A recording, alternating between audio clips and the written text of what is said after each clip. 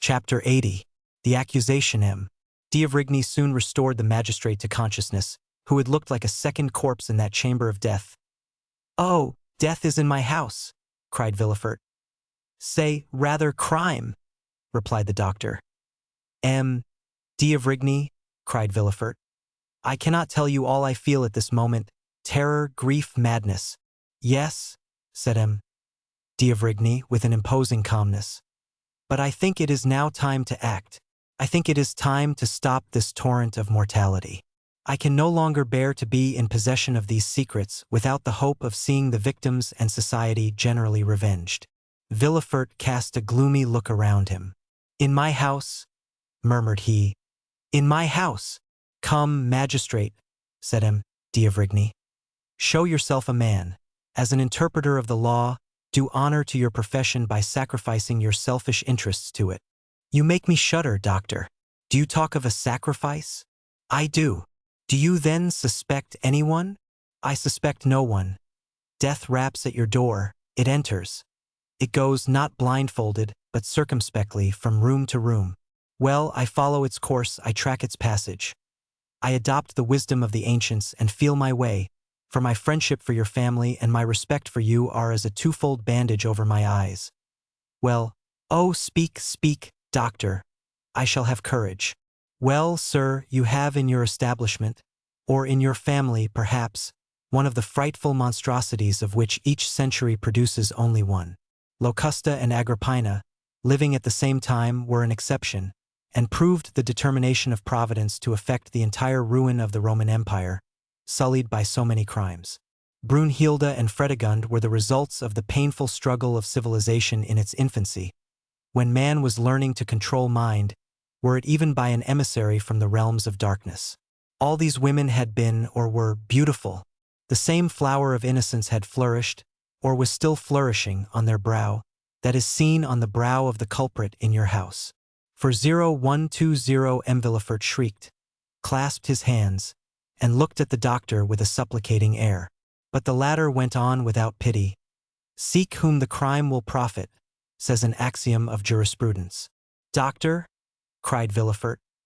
"Alas, doctor, how often has man's justice been deceived by those fatal words?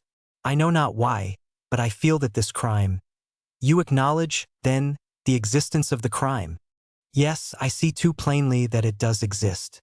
But it seems that it is intended to affect me personally. I fear an attack myself after all these disasters." "Oh, man," murmured D'Avrigny, "the most selfish of all animals, the most personal of all creatures, who believes the earth turns, the sun shines, and death strikes for him alone. An ant cursing God from the top of a blade of grass, and have those who have lost their lives lost nothing? M. de Saint-Méran, Madame de Saint-Méran, M. Noirtier." "How? M. Noirtier?" "Yes. Think you it was the poor servant's life was coveted? No, no, like Shakespeare's Polonius, he died for another. It was Noirtier the lemonade was intended for. It is Noirtier, logically speaking, who drank it. The other drank it only by accident. And, although Berois is dead, it was Noirtier whose death was wished for. But why did it not kill my father? I told you one evening in the garden after Madame de Saint-Méran's death, because his system is accustomed to that very poison, and the dose was trifling to him, which would be fatal to another, because no one knows, not even the assassin, that, for the last 12 months, I have given him Noirtier brucine for his paralytic affection, while the assassin is not ignorant, for he has proved that brucine is a violent poison." "Oh, have pity," murmured Villefort, wringing his hands. "Follow the culprit's steps. He first kills M. de Saint-Méran." "Oh, doctor, I would swear to it.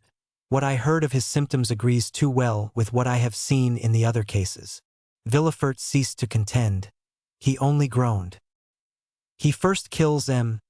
de Saint-Méran," repeated the doctor. "Then Madame de Saint-Méran. A double fortune to inherit." Villefort wiped the perspiration from his forehead. "Listen attentively." "Alas," stammered Villefort, "I do not lose a single word." "M. Noirtier," resumed M. D'Avrigny in the same pitiless tone, "M. Noirtier had once made a will against you, against your family, in favor of the poor, in fact, M. Noirtier is spared because nothing is expected from him. But he has no sooner destroyed his first will and made a second, than, for fear he should make a third, he is struck down. The will was made the day before yesterday, I believe. You see there has been no time lost. Oh, mercy, M. D'Avrigny. No mercy, sir. The physician has a sacred mission on earth, and to fulfill it he begins at the source of life and goes down to the mysterious darkness of the tomb. When crime has been committed, and God, doubtless in anger, turns away his face, it is for the physician to bring the culprit to justice. For 0122M, have mercy on my child, sir, murmured Villefort. You see it is yourself who have first named her, you, her father. Have pity on Valentine. Listen, it is impossible. I would as willingly accuse myself, Valentine, whose heart is pure as a diamond or a lily. No pity procure. The crime is fragrant. Mademoiselle herself packed all the medicines which were sent to M. de Saint-Méran, and M. de Saint-Méran is dead. Mademoiselle de Villefort prepared all the cooling draughts which Madame de Saint-Méran took, and Madame de Saint-Méran is dead. Mademoiselle de Villefort took from the hands of Barrois, who was sent out, the lemonade which M. Noirtier had every morning, and he has escaped by a miracle. Mademoiselle de Villefort is the culprit. She is the poisoner. To you, as the king's attorney, I denounce Mademoiselle de Villefort. Do your duty. Doctor, I resist no longer. I can no longer defend myself. I believe you, but, for pity's sake, spare my life, my honor. M. de Villefort, replied the doctor with increased vehemence. There are occasions when I dispense with all foolish human circumspection. If your daughter had committed only one crime, and I saw her meditating another, I would say, warn her, punish her, let her pass the remainder of her life in a convent, weeping and praying. If she had committed 2 crimes, I would say, here, M. de Villefort, is a poison that the prisoner is not acquainted with, one that has no known antidote, quick as thought, rapid as lightning, mortal as the thunderbolt. Give her that poison, recommending her soul to God, and save your honor and your life, for it is yours she aims at, and I can picture her approaching your pillow with her hypocritical smiles and her sweet exhortations.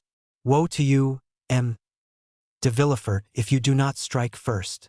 This is what I would say had she only killed 2 persons, but she has seen 3 deaths, has contemplated 3 murdered persons, has knelt by 3 corpses. To the scaffold with the poisoner, to the scaffold. Do you talk of your honor? Do what I tell you, and immortality awaits you. Villefort fell on his knees. Listen, said he. I have not the strength of mind you have, or rather that which you would not have, if instead of my daughter Valentine your daughter Madeleine were concerned. The doctor turned pale. Doctor, every son of woman is born to suffer and to die. I am content to suffer and to await death. Beware, said M. d'Avrigny. It may come slowly. You will see it approach after having struck your father, your wife, perhaps your son. Villefort, suffocating, pressed the doctor's arm. 40124M. Listen, cried he. Pity me, help me. No, my daughter is not guilty. If you drag us both before a tribunal, I will still say, no, my daughter is not guilty. There is no crime in my house. I will not acknowledge a crime in my house. For when crime enters a dwelling, it is like death. It does not come alone. Listen, what does it signify to you if I am murdered? Are you my friend? Are you a man? Have you a heart? No, you are a physician. Well, I tell you I will not drag my daughter before a tribunal and give her up to the executioner. The bare idea would kill me, would drive me like a madman to dig my heart out with my fingernails. And if you were mistaken, doctor, if it were not my daughter, if I should come one day, pale as a specter, and say to you, assassin, you have killed my child. Hold, if that should happen, although I am a Christian, M. d'Avrigny, I should kill myself. Well, said the doctor after a moment's silence, I will wait. Villefort looked at him as if he had doubted his words. Only, continued M. d'Avrigny with a slow and solemn tone, if anyone falls ill in your house, if you feel yourself attacked, do not send for me, for I will come no more. I will consent to share this dreadful secret with you, but I will not allow shame and remorse to grow and increase in my conscience, as crime and misery will in your house. Then you abandon me, doctor? Yes, for I can follow you no farther, and I only stop at the foot of the scaffold. Some further discovery will be made, which will bring this dreadful tragedy to a close. Adieu. I entreat you, doctor. All the horrors that disturb my thoughts make your house odious and fatal. Adieu, sir. One word. One single word more. Doctor, you go, leaving me in all the horror of my situation, after increasing it by what you have revealed to me. But what will be reported of the sudden death of the poor old servant? True, said M. d'Avrigny. We will return. The doctor went out first, followed by M. de Villefort. The terrified servants were on the stairs and in the passage where the doctor would pass. Sir, said d'Avrigny to Villefort, so loud that all might hear, poor Barrois has led too sedentary a life of late. Accustomed formerly to ride on horseback, or in the carriage, to the four corners of Europe, the monotonous walk around that armchair has killed him. His blood has thickened. He was stout, had a short, thick neck. He was attacked with apoplexy, and I was called in too late. By the way, added he in a low tone, take care to throw away that cup of syrup of violets in the ashes. The doctor, without shaking hands with Villefort, without adding a word to what he had said, went out, amid the tears and lamentations of the whole household.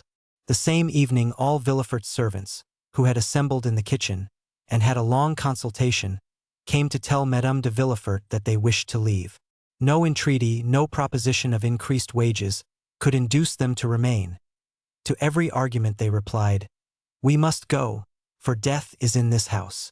They all left, in spite of prayers and entreaties, testifying their regret at leaving so good a master and mistress, and especially Mademoiselle Valentine. So good, so kind, and so gentle. Villefort looked at Valentine as they said this. She was in tears, and strange as it was, in spite of the emotions he felt at the sight of these tears, he looked also at Madame de Villefort, and it appeared to him as if a slight gloomy smile had passed over her thin lips, like a meteor seen passing inauspiciously between two clouds in a stormy sky. Chapter 81. The room of the retired baker. The evening of the day on which the Count of Morcerf had left Danglars' house with feelings of shame and anger at the rejection of the projected alliance, M. Andrea Cavalcanti, with curled hair, mustaches in perfect order, and white gloves which fitted admirably, had entered the courtyard of the banker's house in Rue de la Chaussée-d'Antin.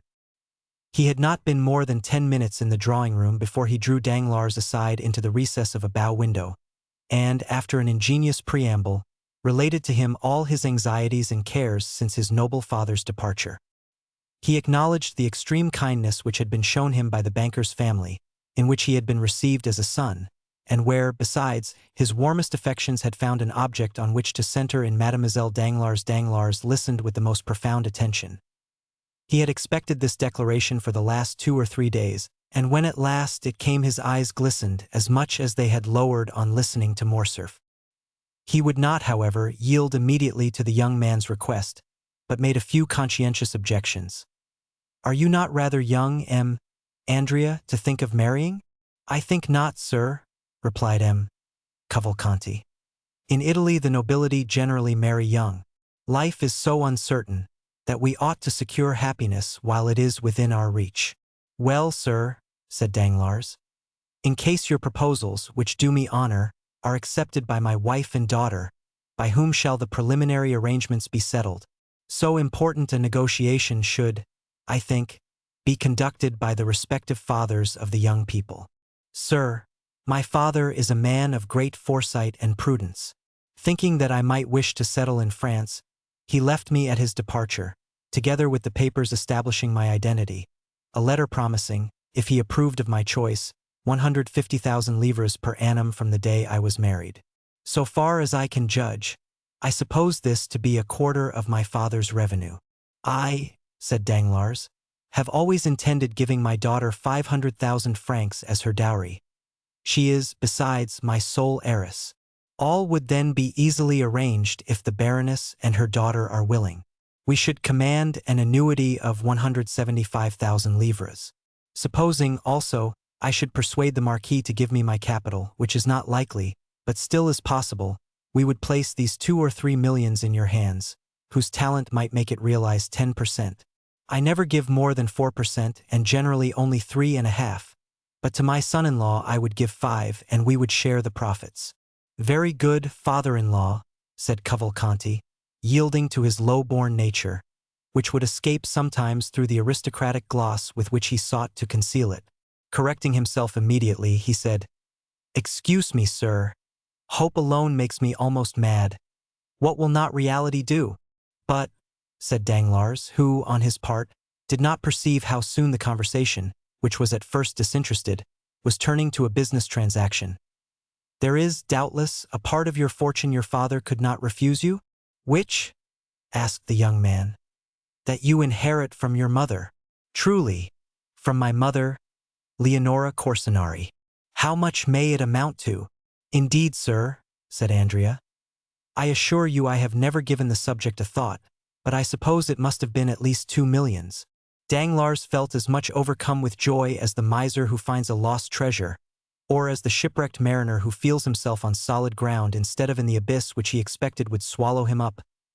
"Well, sir," said Andrea, bowing to the banker respectfully, "may I hope?" "You may not only hope," said Danglars, "but consider it a settled thing if no obstacle arises on your part." "I am indeed rejoiced," said Andrea. "But," said Danglars thoughtfully, "how is it that your patron M. de Monte Cristo did not make his proposal for you?" Andrea blushed imperceptibly. "I have just left the Count, sir," said he. "He is, doubtless, a delightful man but inconceivably peculiar in his ideas. He esteems me highly. He even told me he had not the slightest doubt that my father would give me the capital instead of the interest of my property.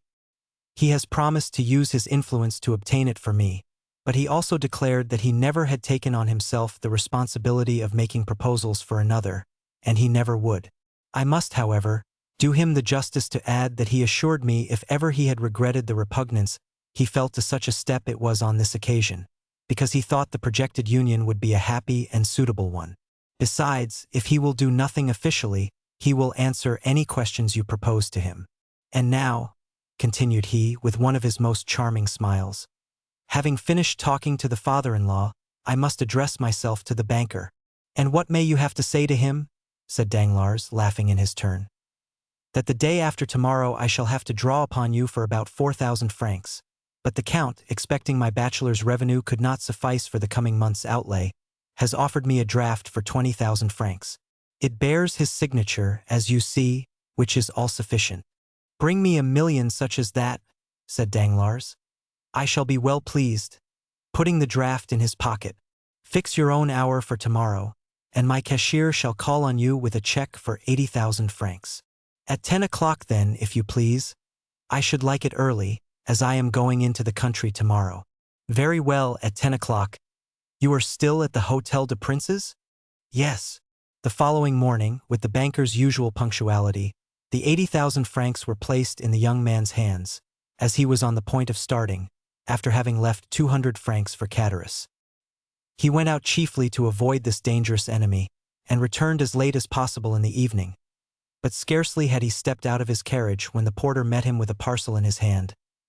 "Sir," said he, "that man has been here." "What man?" said Andrea carelessly, apparently forgetting him whom he but too well recollected. "Him to whom your excellency pays that little annuity." "Oh," said Andrea, "my father's old servant. Well, you gave him the 200 francs I had left for him." "Yes, your excellency."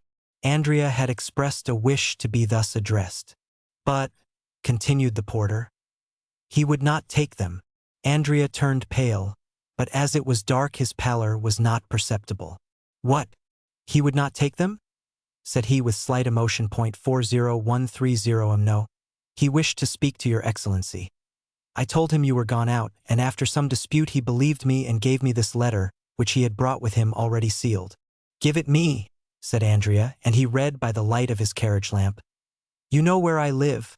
I expect you tomorrow morning at 9 o'clock.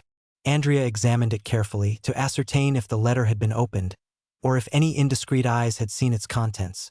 But it was so carefully folded that no one could have read it, and the seal was perfect. "Very well," said he. "Poor man, he is a worthy creature."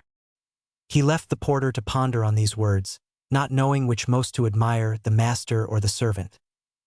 "Take out the horses quickly and come up to me," said Andrea to his groom. In 2 seconds the young man had reached his room and burnt Chatteris' letter. The servant entered just as he had finished. "You are about my height, Pierre," said he.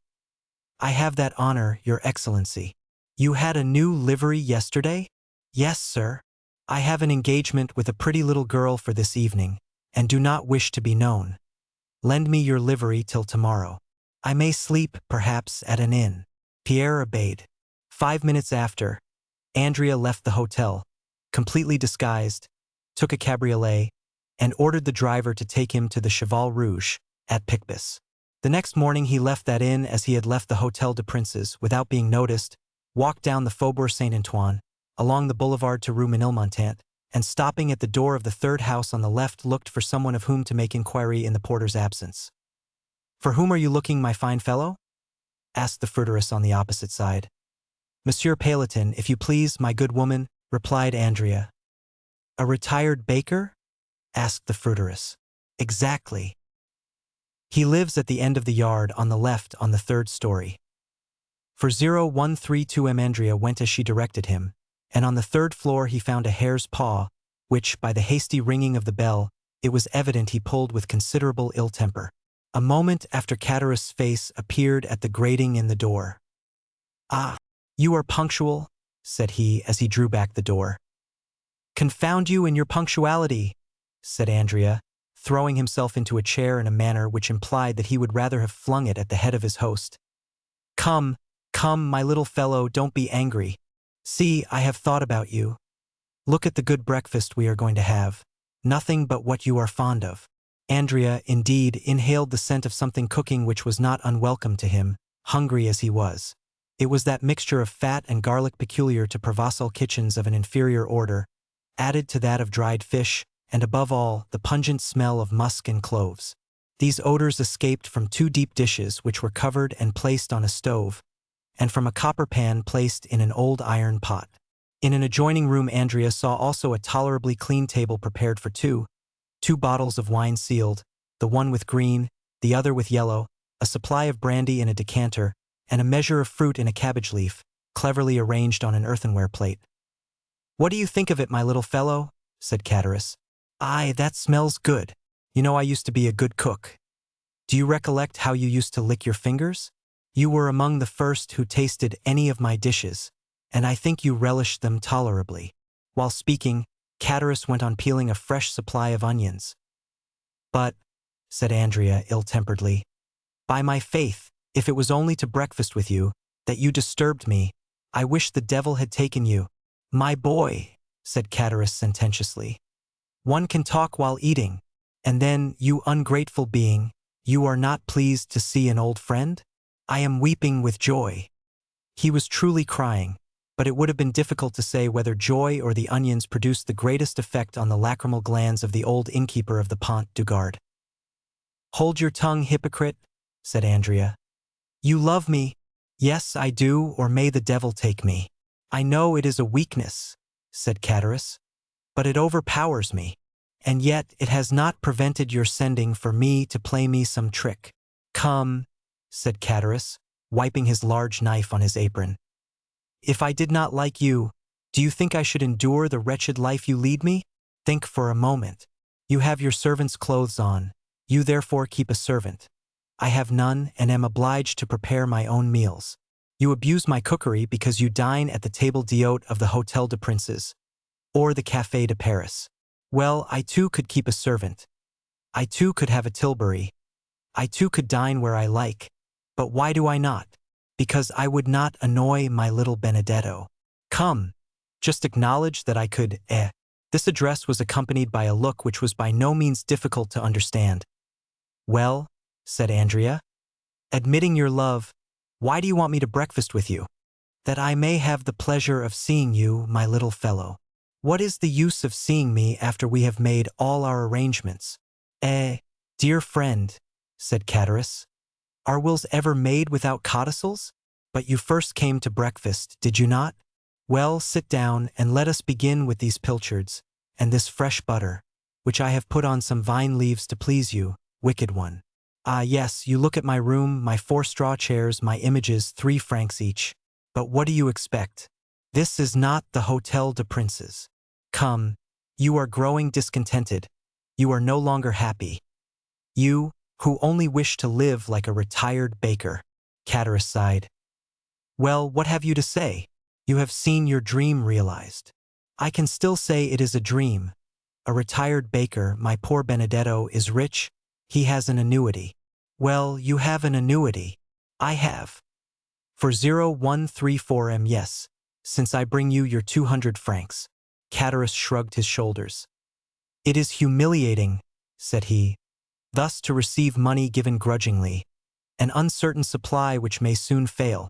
You see, I am obliged to economize, in case your prosperity should cease. Well, my friend, fortune is inconstant, as the chaplain of the regiment said. I know your prosperity is great, you rascal. You are to marry the daughter of Danglars. What? Of Danglars? Yes, to be sure. Must I say Baron Danglars? I might as well say Count Benedetto. He was an old friend of mine, and if he had not so bad a memory, he ought to invite me to your wedding, seeing he came to mine. Yes, yes, to mine. Gad, he was not so proud then. He was an underclerk to the good M. Moral. I have dined many times with him and the Count of Morcerf, so you see I have some high connections, and were I to cultivate them a little, we might meet in the same drawing-rooms. Come. Your jealousy represents everything to you in the wrong light. That is all very fine, Benedetto mio, but I know what I am saying. Perhaps I may one day put on my best coat, and presenting myself at the great gate, introduce myself. Meanwhile, let us sit down and eat. Chatteris set the example and attacked the breakfast with good appetite, praising each dish he set before his visitor. The latter seemed to have resigned himself. He drew the corks, and partook largely of the fish with the garlic and fat. Ah, mate, said Chatteris, you are getting on better terms with your old landlord. Faith, yes, replied Andrea, whose hunger prevailed over every other feeling. So you like it, you rogue? So much that I wonder how a man who can cook thus can complain of hard living. Do you see, said Chatteris, all my happiness is marred by one thought? What is that? That I am dependent on another, I who have always gained my own livelihood honestly. Do not let that disturb you, I have enough for 2. No, truly, you may believe me if you will. At the end of every month I am tormented by remorse. Good Chatteris! So much so, that yesterday I would not take the 200 francs. Yes, you wished to speak to me. But was it indeed remorse, tell me? True remorse. And, besides, an idea had struck me. Andrea shuddered. He always did so at Chatteris' ideas. It is miserable, do you see? Always to wait till the end of the month. Oh, said Andrea philosophically, determined to watch his companion narrowly. Does not life pass in waiting? Do I, for instance, fare better? Well, I wait patiently, do I not? Yes, because instead of expecting 200 wretched francs, you expect 5 or 6,000, perhaps 10, perhaps even 12, for you take care not to let anyone know the utmost. Down there, you always had little presents and Christmas boxes, which you tried to hide from your poor friend Chatteris. Fortunately, he is a cunning fellow, that friend Chatteris. There you are beginning again to ramble, to talk again and again of the past. But what is the use of teasing me with going all over that again? Ah, you are only 1 in 20, and can forget the past. I am 50, and am obliged to recollect it. But let us return to business. Yes, I was going to say, if I were in your place, well, I would realize. How would you realize? I would ask for 6 months in advance, under pretense of being able to purchase a farm. Then with my 6 months I would decamp. Well, well, said Andrea. That isn't a bad idea, my dear friend, said Chatteris. Eat of my bread and take my advice. You will be none the worse off, physically or morally. But, said Andrea, Why do you not act on the advice you gave me? Why do you not realize a 6 months, a year's advance even, and retire to Brussels? Instead of living the retired baker, you might live as a bankrupt, using his privileges. That would be very good. But how the devil would you have me retire on 1,200 francs? Ah, Catherus, said Andrea. How covetous you are. 2 months ago you were dying with hunger. The appetite grows by what it feeds on, said Catherus, grinning and showing his teeth, like a monkey laughing or a tiger growling. And, added he, biting off with his large white teeth an enormous mouthful of bread, I have formed a plan. Catherus' plans alarmed Andrea still more than his ideas. Ideas were but the germ, the plan was reality. Let me see your plan. I dare say it is a pretty one. Why not? Who formed the plan by which we left the establishment of M? Was it not I? And it was no bad one, I believe, since here we are. I do not say, replied Andrea, that you never make a good one, but let us see your plan. Well, pursued Catherus, can you, without expending one sou, put me in the way of getting 15,000 francs? No, 15,000 are not enough. I cannot again become an honest man with less than 30,000 francs. No, replied Andrea dryly. No, I cannot. I do not think you understand me, replied Catherus calmly. I said without your laying out a sou. Do you want me to commit a robbery to spoil all my good fortune, and yours with mine, and both of us to be dragged down there again? It would make very little difference to me, said Catherus. If I were retaken, I am a poor creature to live alone, and sometimes pine for my old comrades. Not like you, heartless creature, who would be glad never to see them again. Andrea did more than tremble this time, he turned pale. Come, Catherus, no nonsense, said he. Don't alarm yourself, my little Benedetto, but just point out to me some means of gaining those 30,000 francs without your assistance, and I will contrive it. Well, I'll see. I'll try to contrive some way, said Andrea. Meanwhile you will raise my monthly allowance to 500 francs, my little fellow? I have a fancy, and mean to get a housekeeper. Well, you shall have your 500 francs, said Andrea. But it is very hard for me, my poor Catherus, you take advantage. Bah, said Catherus, when you have access to countless stores. One would have said Andrea anticipated his companion's words, so did his eye flash like lightning, but it was but for a moment. True, he replied, and my protector is very kind. That dear protector, said Catherus. And how much does he give you monthly? 5,000 francs. As many thousands as you give me hundreds. Truly, it is only bastards who are thus fortunate. 5,000 francs per month. What the devil can you do with all that? Oh, it is no trouble to spend that. And I am like you, I want capital. Capital? Yes, I understand. Everyone would like capital. Well, and I shall get it. Who will give it to you? Your prince? Yes, my prince. But unfortunately I must wait. For 0138M you must wait for what? Asked Catherus. For his death. The death of your prince? Yes. How so? Because he has made his will in my favor. Indeed. On my honor. For how much? For 500,000. Only that? It's little enough. But so it is. No, it cannot be. Are you my friend, Catherus? Yes, in life or death. Well, I will tell you a secret. What is it? But remember. Ah, pardieu. Mute as a carp. Well, I think. Andrea stopped and looked around. You think? Do not fear. Pardieu. We are alone. I think I have discovered my father. Your true father? Yes. Not old Cavalcanti? No, for he has gone again. The true one, as you say. And that father is… Well, Catherus, it is Monte Cristo. Bah! Yes, you understand, that explains all. He cannot acknowledge me openly, it appears, but he does it through M. Cavalcanti, and gives him 50,000 francs for it. 50,000 francs for being your father? I would have done it for half that, for 20,000, for 15,000. Why did you not think of me, ungrateful man? Did I know anything about it, when it was all done when I was down there? Ah, truly? And you say that by his will he leaves me 500,000 livres. Are you sure of it? He showed it me, but that is not all. There is a codicil, as I said just now. Probably. And in that codicil he acknowledges me. Oh, the good father, the brave father, the very honest father, said Chatteris, twirling a plate in the air between his two hands. Now say if I conceal anything from you? No, and your confidence makes you honorable in my opinion.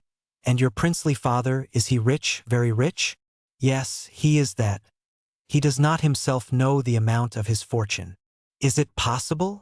It is evident enough to me, who am always at his house. The other day a banker's clerk brought him 50,000 francs in a portfolio about the size of your plate. Yesterday his banker brought him 100,000 francs in gold. Chatteris was filled with wonder. The young man's words sounded to him like metal, and he thought he could hear the rushing of cascades of Louis. And you go into that house? Cried he briskly. When I like. Chatteris was thoughtful for a moment. It was easy to perceive he was revolving some unfortunate idea in his mind. Then suddenly, how I should like to see all that, cried he. How beautiful it must be. It is, in fact, magnificent, said Andrea. And does he not live in the Champs-Élysées? Yes, number 30. Ah, said Chatteris. Number 30. Yes, a fine house standing alone, between a courtyard and a garden. You must know it. Possibly. But it is not the exterior I care for, it is the interior. What beautiful furniture there must be in it. Have you ever seen the Tuileries? No, well, it surpasses that. It must be worth one's while to stoop, Andrea, when that good Monte Cristo lets fall his purse. It is not worth while to wait for that, said Andrea. Money is as plentiful in that house as fruit in an orchard. But you should take me there one day with you. How can I? On what plea? You are right. But you have made my mouth water. I must absolutely see it. I shall find a way. No nonsense, Chatteris. I will offer myself as floor polisher. The rooms are all carpeted. Well, then, I must be contented to imagine it. That is the best plan, believe me. Try, at least, to give me an idea of what it is. How can I? Nothing is easier. Is it large? Middling? How is it arranged? Faith, I should require pen, ink, and paper to make a plan. They are all here, said Chatteris briskly. He fetched from an old secrétaire a sheet of white paper and pen and ink. Here, said Chatteris. Draw me all that on the paper, my boy. Andrea took the pen with an imperceptible smile and began. The house, as I said, is between the court and the garden. In this way, do you see? Andrea drew the garden. The court and the house point 40142 high walls. Not more than 8 or 10 feet. That is not prudent, said Chatteris. In the court are orange trees in pots, turf, and clumps of flowers. And no steel traps? No, the stables are on either side of the gate, which you see there. And Andrea continued his plan. Let us see the ground floor, said Chatteris. On the ground floor, dining room, 2 drawing rooms, billiard room, staircase in the hall, and a little back staircase. Windows, magnificent windows, so beautiful, so large, that I believe a man of your size should pass through each frame. Why the devil have they any stairs with such windows? Luxury has everything. But shutters. Yes, but they are never used. That Count of Monte Cristo is an original, who loves to look at the sky even at night. And where do the servants sleep? Oh, they have a house to themselves. Picture to yourself a pretty coach house at the right-hand side where the ladders are kept. Well, over that coach house are the servants' rooms, with bells corresponding with the different apartments. Ah, diable! Bells, did you say? What do you mean? Oh, nothing. I only say they cost a load of money to hang. And what is the use of them, I should like to know? There used to be a dog let loose in the yard at night, but it has been taken to the house at Auteuil, to that you went to, you know. Yes. I was saying to him only yesterday, you are imprudent, Monsieur Count, for when you go to Auteuil and take your servants the house is left unprotected. Well, said he, what next? Well, next, someday you will be robbed. What did he answer? He quietly said, What do I care if I am? Andrea, he has some secrétaire with a spring. How do you know? Yes, which catches the thief in a trap and plays a tune. I was told there were such at the last exhibition. He has simply a mahogany secrétaire, in which the key is always kept. And he is not robbed? No. His servants are all devoted to him. There ought to be some money in that secrétaire? There may be. No one knows what there is. And where is it? On the first floor. Sketch me the plan of that floor, as you have done of the ground floor, my boy. That is very simple. Andrea took the pen. On the first story, do you see, there is the anteroom and the drawing room. To the right of the drawing room, a library and a study. To the left, a bedroom and a dressing room. The famous secrétaire is in the dressing room. Is there a window in the dressing room? 2. One here and one there. Andrea sketched 2 windows in the room, which formed an angle on the plan, and appeared as a small square added to the rectangle of the bedroom. Catullus became thoughtful. Does he often go to Auteuil? Added he. 2 or 3 times a week. Tomorrow, for instance, he is going to spend the day and night there. Are you sure of it? He has invited me to dine there. There's a life for you, said Catullus. A town house and a country house. That is what it is to be rich. And shall you dine there? Probably. When you dine there, do you sleep there? If I like, I am at home there. Catullus looked at the young man, as if to get at the truth from the bottom of his heart. But Andrea drew a cigar case from his pocket, took a Havana, quietly lit it, and began smoking. When do you want your 1,200 francs? Chapter 82. The burglary the day following that on which the conversation we have related took place, the Count of Monte Cristo set out for Auteuil, accompanied by Ali and several attendants, and also taking with him some horses whose qualities he was desirous of ascertaining. He was induced to undertake this journey, of which the day before he had not even thought and which had not occurred to Andrea either, by the arrival of Bertuccio from Normandy with intelligence respecting the house and sloop.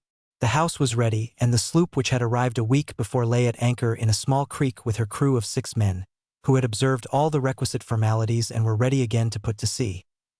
The Count praised Bertuccio's zeal and ordered him to prepare for a speedy departure, as his stay in France would not be prolonged more than a month. Now, said he, I may require to go in one night from Paris to Treport. Let 8 fresh horses be in readiness on the road, which will enable me to go 50 leagues in 10 hours. Your Highness had already expressed that wish, said Bertuccio. And the horses are ready. I have bought them and stationed them myself at the most desirable posts, that is, in villages where no one generally stops. That's well, said Monte Cristo. I remain here a day or 2, arrange accordingly. As Bertuccio was leaving the room to give the requisite orders, Baptistin opened the door. He held a letter on a silver waiter. What are you doing here? Asked the Count, seeing him covered with dust. I did not send for you, I think? Baptistin, without answering, approached the Count and presented the letter. Important and urgent, said he. The Count opened the letter and read, M. de Monte Cristo is apprised that this night a man will enter his house in the Champs-Élysées with the intention of carrying off some papers supposed to be in the secrétaire in the dressing room. The Count's well-known courage will render unnecessary the aid of the police, whose interference might seriously affect him who sends this advice.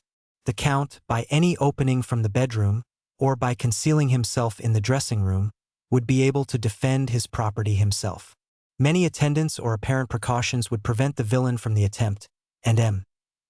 de Monte Cristo would lose the opportunity of discovering an enemy whom chance has revealed to him, who now sends this warning to the Count. A warning he might not be able to send another time, if this first attempt should fail and another be made. The Count's first idea was that this was an artifice, a gross deception, to draw his attention from a minor danger in order to expose him to a greater. He was on the point of sending the letter to the commissary of police, notwithstanding the advice of his anonymous friend, or perhaps because of that advice, when suddenly the idea occurred to him that it might be some personal enemy, whom he alone should recognize and over whom, if such were the case, he alone would gain any advantage, as Fiesco 17 had done over the Moor who would have killed him. We know the Count's vigorous and daring mind, denying anything to be impossible, with that energy which marks the great man from his past life, from his resolution to shrink from nothing. The Count had acquired an inconceivable relish for the contests in which he had engaged, sometimes against nature, that is to say, against God, and sometimes against the world, that is, against the devil. "They do not want my papers," said Monte Cristo. "They want to kill me. They are no robbers, but assassins. I will not allow the prefect of police to interfere with my private affairs. I am rich enough, forsooth, to distribute his authority on this occasion." The Count recalled Baptistin, who had left the room after delivering the letter. "Return to Paris," said he. "Assemble the servants who remain there. I want all my household at Auteuil." "But will no one remain in the house, my lord?" asked Baptistin. "Yes, the porter. My lord will remember that the lodge is at a distance from the house." "Well, the house might be stripped without his hearing the least noise." "By whom?" "By thieves." "You are a fool, M. Baptistin. Thieves might strip the house. It would annoy me less than to be disobeyed." Baptistin bowed. "You understand me?" said the Count. "Bring your comrades here, one and all. But let everything remain as usual, only close the shutters of the ground floor." "And those of the first floor?" "You know they are never closed. Go." The Count signified his intention of dining alone, and that no one but Ali should attend him. Having dined with his usual tranquility and moderation, the Count, making a signal to Ali to follow him, went out by the side gate and on reaching the Bois de Boulogne turned, apparently without design towards Paris, and at twilight found himself opposite his house in the Champs-Élysées. All was dark. One solitary, feeble light was burning in the porter's lodge, about 40 paces distant from the house. As Baptistin had said, Monte Cristo leaned against a tree, and with that scrutinizing glance which was so rarely deceived, looked up and down the avenue, examined the passers-by, and carefully looked down the neighboring streets to see that no one was concealed. 10 minutes passed thus, and he was convinced that no one was watching him. He hastened to the side door with Ali, entered hurriedly, and by the servant's staircase, of which he had the key, gained his bedroom without opening or disarranging a single curtain, without even the porter having the slightest suspicion that the house, which he supposed empty, contained its chief occupant. Arrived in his bedroom, the Count motioned to Ali to stop. Then he passed into the dressing-room, which he examined. Everything appeared as usual, the precious secrétaire in its place, and the key in the secrétaire. He double-locked it, took the key, returned to the bedroom door, removed the double staple of the bolt, and went in. Meanwhile Ali had procured the arms the Count required, namely, a short carbine and a pair of double-barreled pistols, with which as sure an aim might be taken as with a single-barreled one. Thus armed, the Count held the lives of 5 men in his hands. It was about 9:30 that the Count and Ali ate in haste a crust of bread and drank a glass of Spanish wine. Then Monte Cristo slipped aside one of the movable panels, which enabled him to see into the adjoining room. He had within his reach his pistols and carbine, and Ali, standing near him, held one of the small Arabian hatchets, whose form has not varied since the Crusades. Through one of the windows of the bedroom, on a line with that in the dressing-room, the Count could see into the street. 2 hours passed thus. It was intensely dark. Still Ali, thanks to his wild nature, and the Count, thanks doubtless to his long confinement, could distinguish in the darkness the slightest movement of the trees. The little light in the lodge had long been extinct. It might be expected that the attack, if indeed an attack was projected, would be made from the staircase of the ground floor, and not from a window. In Monte Cristo's opinion, the villains sought his life, not his money. It would be his bedroom they would attack, and they must reach it by the back staircase, or by the window in the dressing-room. The clock of the invalid struck 11:45.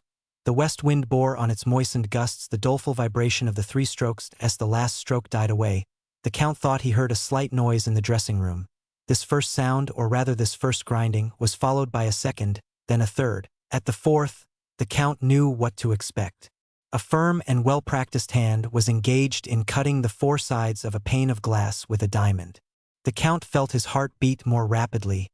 Inured as men may be to danger, forewarned as they may be of peril, they understand, by the fluttering of the heart and the shuddering of the frame, the enormous difference between a dream and a reality, between the project and the execution. However, Monte Cristo only made a sign to apprise Ali, who, understanding that danger was approaching from the other side, drew nearer to his master. Monte Cristo was eager to ascertain the strength and number of his enemies. The window whence the noise proceeded was opposite the opening by which the Count could see into the dressing room. He fixed his eyes on that window. He distinguished a shadow in the darkness. Then one of the panes became quite opaque, as if a sheet of paper were stuck on the outside. Then the square cracked without falling.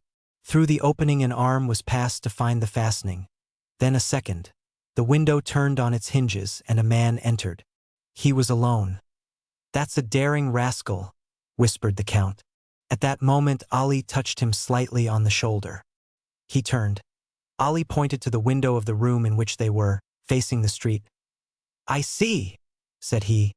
"There are two of them. One does the work while the other stands guard." He made a sign to Ali not to lose sight of the man in the street, and turned to the one in the dressing room. The glass cutter had entered, and was feeling his way, his arms stretched out before him.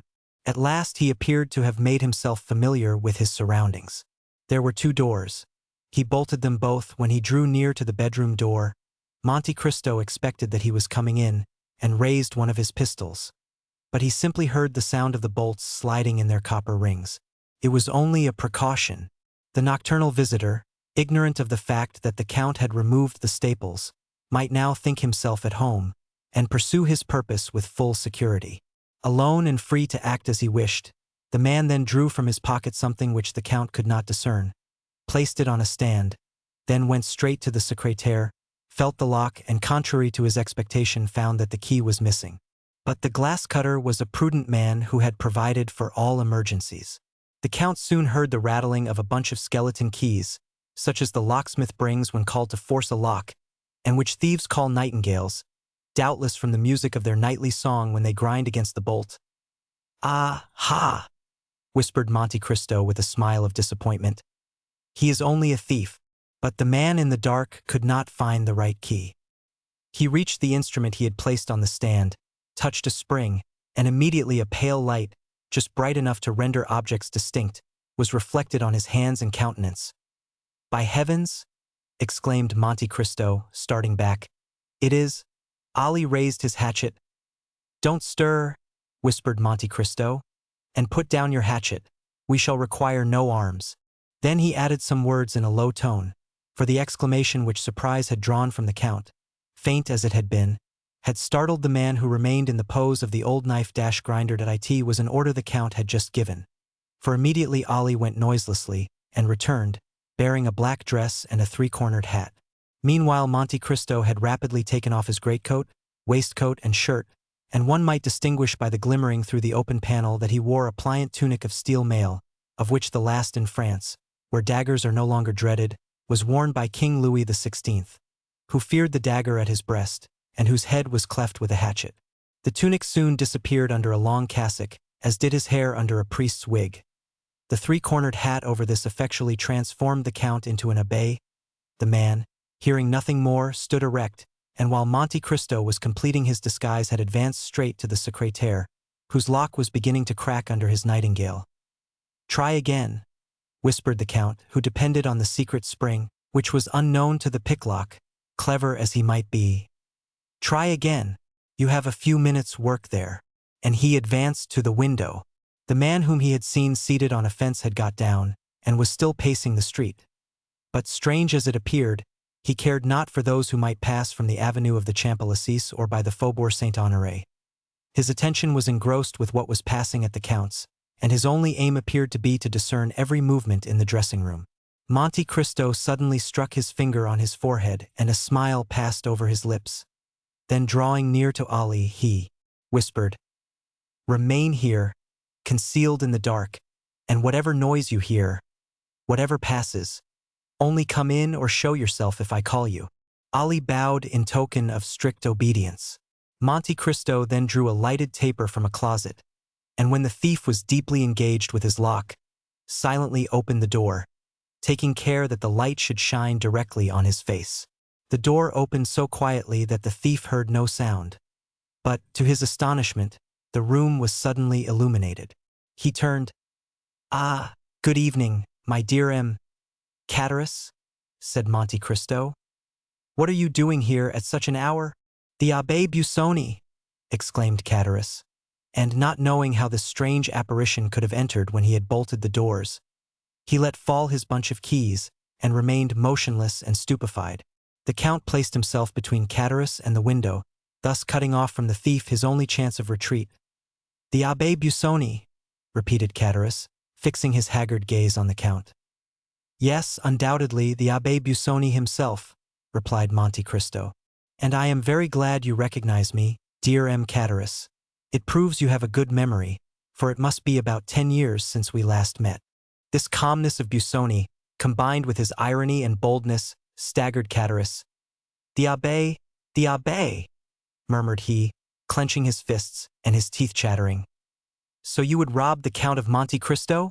Continued the false Abbé. Reverend sir, murmured Cataris, seeking to regain the window, which the Count pitilessly blocked. Reverend sir, I don't know, believe me. I take my oath. A pane of glass out, continued the Count. A dark lantern, a bunch of false keys, a secretaire half forced, it is tolerably evident. Cataris was choking. He looked around for some corner to hide in, some way of escape. Come, continued the Count. I see you are still the same, an assassin. Reverend sir, since you know everything, you know it was not I, it was La Carconte. That was proved at the trial, since I was only condemned to the galleys. Is your time, then, expired, since I find you in a fair way to return there? No, reverend sir. I have been liberated by someone. That someone has done society a great kindness. Ah, said Cataris, I had promised. And you are breaking your promise? Interrupted Monte Cristo. Alas, yes, said Cataris very uneasily. A bad relapse that will lead you, if I mistake not, to the place to grieve. So much the worse, so much the worse. Diavolo, as they say in my country. Reverend sir, I am impelled. Every criminal says the same thing. Poverty? Pshaw, said Busoni disdainfully. Poverty may make a man beg, steal a loaf of bread at a baker's door, but not cause him to open a secretaire in a house supposed to be inhabited. And when the jeweler Johannes had just paid you 45,000 francs for the diamond I had given you, and you killed him to get the diamond and the money both, was that also poverty? Pardon, reverend sir, said Cataris. You have saved my life once, save me again. That is but poor encouragement. Are you alone, reverend sir, or have you their soldiers ready to seize me? I am alone, said the Abbé. And I will again have pity on you, and will let you escape at the risk of the fresh miseries my weakness may lead to, if you tell me the truth. Ah, reverend sir, cried Cataris, clasping his hands and drawing nearer to Monte Cristo. I may indeed say you are my deliverer. You mean to say you have been freed from confinement? Yes, that is true, reverend sir. Who was your liberator? An Englishman. What was his name? Lord Wilmore. I know him. I shall know if you lie. Ah, reverend sir, I tell you the simple truth. Was this Englishman protecting you? No, not me, but a young Corsican, my companion. What was this young Corsican's name? Benedetto. Is that his Christian name? He had no other. He was a foundling. Then this young man escaped with you? He did. In what way? We were working at St. Mandrier, near Toulon. Do you know St. Mandrier? I do. In the hour of rest, between noon and 1 o'clock, galley slaves having a nap after dinner, we may well pity the poor fellows, said the Abbé. Nay, said Cataris, one can't always work, one is not a dog. So much the better for the dogs, said Monte Cristo. While the rest slept, then, we went away a short distance. We severed our fetters with a file the Englishman had given us and swam away. And what is become of this Benedetto? I don't know. You ought to know. No, in truth, we parted at Hyères. And, to give more weight to his protestation, Cataris advanced another step towards the Abbé, who remained motionless in his place, as calm as ever, and pursuing his interrogation. You lie, said the Abbé Busoni, with a tone of irresistible authority. Reverend sir, you lie. This man is still your friend. and you, perhaps, make use of him as your accomplice. Oh, reverend sir, since you left Toulon, what have you lived on? Answer me. On what I could get. You lie, repeated the abbé a third time, with a still more imperative tone. Chatteris, terrified, looked at the count. You have lived on the money he has given you. True, said Chatteris. Benedetto has become the son of a great lord. How can he be the son of a great lord? A natural son. And what is that great lord's name? The Count of Monte Cristo, the very same in whose house we are. Benedetto the Count's son? Replied Monte Cristo, astonished in his turn. Well, I should think so, since the Count has found him a false father, since the Count gives him 4,000 francs a month and leaves him 500,000 francs in his will. Ah, yes, said the factitious abbé, who began to understand. And what name does the young man bear meanwhile? Andrea Cavalcanti. Is it, then, that young man whom my friend the Count of Monte Cristo has received into his house, and who is going to marry Mademoiselle Danglars? Exactly. And you suffer that, you wretch? You, who know his life and his crime? Why should I stand in a comrade's way? Said Chatteris. You are right. It is not you who should apprise M. Danglars, it is I. Do not do so, reverend sir. Why not? Because you would bring us to ruin. And you think that to save such villains as you I will become an abettor of their plot, an accomplice in their crimes? Reverend sir, said Chatteris, drawing still nearer, I will expose all. To whom? To M. Danglars. By heaven, cried Chatteris, drawing from his waistcoat an open knife and striking the Count in the breast. You shall disclose nothing, reverend sir. To Chatteris' great astonishment, the knife, instead of piercing the Count's breast, flew back blunted. At the same moment the Count seized with his left hand the assassin's wrist, and wrung it with such strength that the knife fell from his stiffened fingers, and Chatteris uttered a cry of pain. But the Count, disregarding his cry, continued to wring the bandit's wrist, until, his arm being dislocated, he fell first on his knees, then flat on the floor. The Count then placed his foot on his head, saying, I know not what restrains me from crushing thy skull, rascal. Ah, mercy, mercy, cried Chatteris. The Count withdrew his foot. Rise, said he. Chatteris rose. What a wrist you have, reverend sir, said Chatteris, stroking his arm, all bruised by the fleshy pincers which had held it. What a wrist! Silence! God gives me strength to overcome a wild beast like you. In the name of that God I act. Remember that wretch, and to spare thee at this moment is still serving him. Oh, said Chatteris, groaning with pain. Take this pen and paper and write what I dictate. I don't know how to write, reverend sir. You lie. Take this pen and write. Chatteris, awed by the superior power of the abbé, sat down and wrote, Sir, the man whom you are receiving at your house, and to whom you intend to marry your daughter, is a felon who escaped with me from confinement at Toulon. He was number 59, and I number 58. He was called Benedetto, but he is ignorant of his real name, having never known his parents. Sign it, continued the Count. But would you ruin me? If I sought your ruin, fool, I should drag you to the first guardhouse. Besides, when that note is delivered, in all probability you will have no more to fear. Sign it, then. Chatteris signed it. The address, to Monsieur the Baron Danglars, banker, Rue de la Chaussée d'Antin. Chatteris wrote the address. The abbé took the note. Now, said he, that suffices, begone. Which way? The way you came. You wish me to get out at that window? You got in very well. Oh, you have some design against me, reverend sir. Idiot! What design can I have? Why, then, not let me out by the door. What would be the advantage of waking the porter? Ah, reverend sir, tell me, do you wish me dead? I wish what God wills. But swear that you will not strike me as I go down. Cowardly fool! What do you intend doing with me? I ask you, what can I do? I have tried to make you a happy man, and you have turned out a murderer. Oh, monsieur, said Chatteris, make one more attempt, try me once more. I will, said the Count. Listen, You know if I may be relied on." "Yes," said Catullus. "If you arrive safely at home, what have I to fear except from you? If you reach your home safely, leave Paris, leave France, and wherever you may be, so long as you conduct yourself well, I will send you a small annuity. For if you return home safely, then—" "Then?" asked Catullus, shuddering. "Then I shall believe God has forgiven you, and I will forgive you too." "As true as I am a Christian," stammered Catullus. "You will make me die of fright."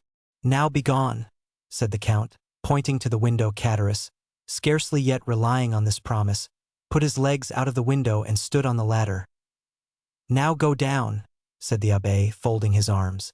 Understanding he had nothing more to fear from him, Catullus began to go down. Then the Count brought the taper to the window, that it might be seen in the Champs-Élysées that a man was getting out of the window while another held a light. "What are you doing, reverend sir? Suppose a watchman should pass." And he blew out the light. He then descended, but it was only when he felt his foot touch the ground that he was satisfied of his safety. Monte Cristo returned to his bedroom, and, glancing rapidly from the garden to the street, he saw first Catullus, who, after walking to the end of the garden, fixed his ladder against the wall at a different part from where he came in. The Count then, looking over into the street, saw the man who appeared to be waiting run in the same direction, and place himself against the angle of the wall where Catullus would come over. Catullus climbed the ladder slowly, and looked over the coping to see if the street was quiet. No one could be seen or heard. The clock of the Invalides struck 1. Then Catullus sat astride the coping, and drawing up his ladder passed it over the wall. Then he began to descend, or rather to slide down by the 2 stanchions, which he did with an ease which proved how accustomed he was to the exercise. But, once started, he could not stop. In vain did he see a man start from the shadow when he was halfway down. In vain did he see an arm raised as he touched the ground. Before he could defend himself, that arm struck him so violently in the back that he let go the ladder, crying, "Help!" A second blow struck him almost immediately in the side, and he fell, calling, "Help! Murder!" Then, as he rolled on the ground, his adversary seized him by the hair and struck him a third blow in the chest. This time Catullus endeavored to call again, but he could only utter a groan, and he shuddered as the blood flowed from his 3 wounds. The assassin, finding that he no longer cried out, lifted his head up by the hair. His eyes were closed, and the mouth was distorted. The murderer, supposing him dead, let fall his head and disappeared. Then Catullus, feeling that he was leaving him, raised himself on his elbow, and with a dying voice cried with great effort, "Murder! I am dying! Help! Reverend sir! Help!" This mournful appeal pierced the darkness. The door of the back staircase opened, then the side gate of the garden, and Ali and his master were on the spot with lights. Chapter 83. The hand of God. Catullus continued to call piteously, "Help! Reverend sir! Help! What is the matter?" asked Monte Cristo. "Help!" cried Catullus. "I am murdered. We are here. Take courage. Ah, it's all over. You are come too late. You are come to see me die. What blows, what blood!" He fainted. Ali and his master conveyed the wounded man into a room. Monte Cristo motioned to Ali to undress him, and he then examined his dreadful wounds. "My God!" he exclaimed. "Thy vengeance is sometimes delayed, but only that it may fall the more effectually." Ali looked at his master for further instructions. "Bring here immediately the king's attorney, M. de Villefort, who lives in the Faubourg Saint-Honoré. As you pass the lodge, wake the porter and send him for a surgeon." Ali obeyed, leaving the abbé alone with Catullus, who had not yet revived. When the wretched man again opened his eyes, the Count looked at him with a mournful expression of pity, and his lips moved as if in prayer. "A surgeon, reverend sir, a surgeon," said Catullus. "I have sent for one," replied the abbé. "I know he cannot save my life, but he may strengthen me to give my evidence." "Against whom?" "Against my murderer." "Did you recognize him?" "Yes. It was Benedetto." "The young Corsican?" "Himself." "Your comrade?" "Yes. After giving me the plan of this house, doubtless hoping I should kill the Count and he thus become his heir, or that the Count would kill me and I should be out of his way, he waylaid me and has murdered me." I have also sent for the procureur. He will not come in time. I feel my life fast ebbing. Wait a moment, said Monte Cristo. He left the room and returned in 5 minutes with a file. The dying man's eyes were all the time riveted on the door, through which he hoped succor would arrive. Hasten, reverend sir, hasten, I shall faint again. Monte Cristo approached and dropped on his purple lips 3 or 4 drops of the contents of the file. Catullus drew a deep breath. Oh, said he, that is life to me, more. 2 drops more would kill you, replied the abbé. Oh, send for someone to whom I can denounce the wretch. Shall I write your deposition? You can sign it. Yes, said Catullus, and his eyes glistened at the thought of this posthumous revenge. Monte Cristo wrote, I die, murdered by the Corsican Benedetto, my comrade in the galleys at Toulon, number 59. Quick, said Catullus, or I shall be unable to sign it. Monte Cristo gave the pen to Catullus, who collected all his strength, signed it and fell back on his bed, saying, You will relate all the rest, reverend sir. You will say he calls himself Andrea Cavalcanti. He lodges at the Hotel de Princes. Oh, I am dying. He again fainted. The abbé made him smell the contents of the file, and he again opened his eyes. His desire for revenge had not forsaken him. Ah, you will tell all I have said, will you not, reverend sir? Yes, and much more. What more will you say? I will say he had doubtless given you the plan of this house, in the hope the Count would kill you. I will say, likewise, he had apprised the Count, by a note, of your intention, and, the Count being absent, I read the note and sat up to await you. And he will be guillotined, will he not? Said Catullus. Promise me that, and I will die with that hope. I will say, continued the Count, that he followed and watched you the whole time, and when he saw you leave the house, ran to the angle of the wall to conceal himself. Did you see all that? Remember my words. If you return home safely, I shall believe God has forgiven you, and I will forgive you also. And you did not warn me, cried Catullus, raising himself on his elbows. You knew I should be killed on leaving this house and did not warn me. For 0168 no.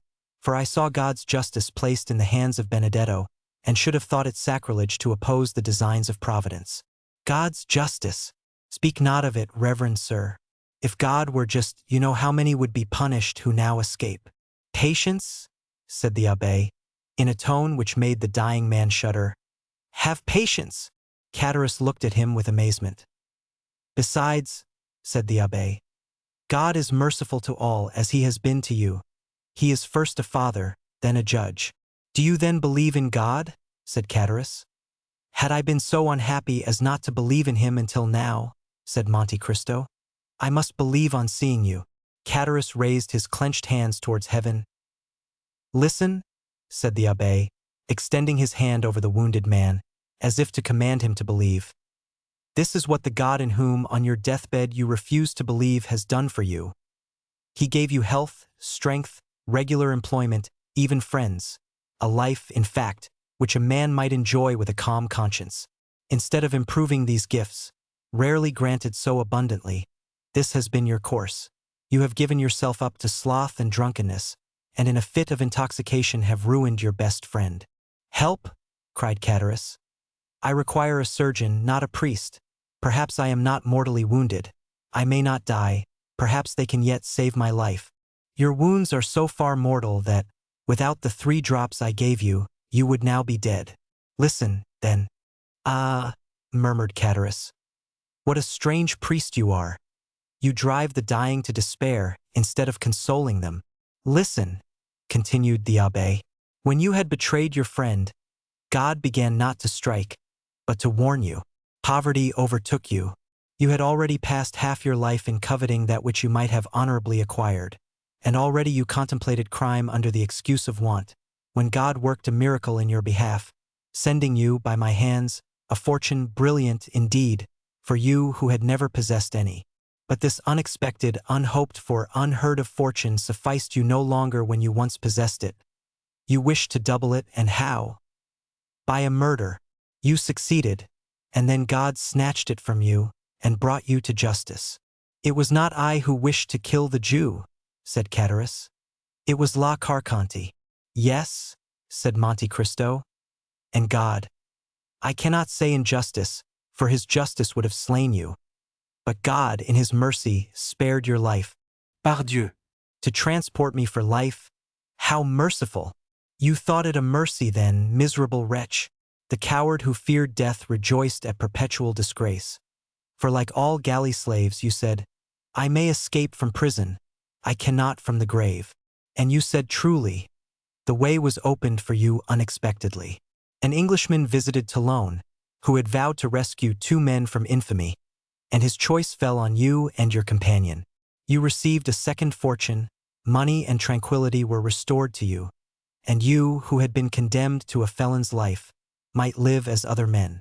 Then, wretched creature, then you tempted God a 3rd time. I have not enough, you said, when you had more than you before possessed, and you committed a 3rd crime without reason, without excuse. God is wearied. He has punished you. Catullus was fast sinking. Give me drink, said he. I thirst, I burn. Monte Cristo gave him a glass of water. And yet that villain Benedetto will escape. No one, I tell you, will escape. Benedetto will be punished. Then you too will be punished. For you did not do your duty as a priest. You should have prevented Benedetto from killing me. I, said the Count, with a smile which petrified the dying man. When you had just broken your knife against the coat of mail which protected my breast, yet perhaps if I had found you humble and penitent, I might have prevented Benedetto from killing you. But I found you proud and bloodthirsty, and I left you in the hands of God. I do not believe there is a God, howled Catullus. You do not believe it, you lie, you lie. Silence, said the abbé. You will force the last drop of blood from your veins. What? You do not believe in God when he is striking you dead? You will not believe in him, who requires but a prayer, a word, a tear, and he will forgive? God, who might have directed the assassin's dagger so as to end your career in a moment, has given you this quarter of an hour for repentance. Reflect, then, wretched man, and repent. No, said Catullus. No, I will not repent. There is no God. There is no providence. All comes by chance. There is a providence. There is a God, said Monte Cristo, of whom you are a striking proof as you lie in utter despair, denying him, while I stand before you, rich, happy, safe, and entreating that God in whom you endeavor not to believe, while in your heart you still believe in him. But who are you then? Asked Catullus, fixing his dying eyes on the Count. Look well at me, said Monte Cristo, putting the light near his face. Well, the Abbé Busoni. Monte Cristo took off the wig which disfigured him, and let fall his black hair, which added so much to the beauty of his pallid features. Oh, said Catullus, thunderstruck. But for that black hair, I should say you were the Englishman, Lord Wilmore. I am neither the Abbé Busoni nor Lord Wilmore, said Monte Cristo. Think again. Do you not recollect me? There was a magic effect in the Count's words, which once more revived the exhausted powers of the miserable man. Yes, indeed, said he.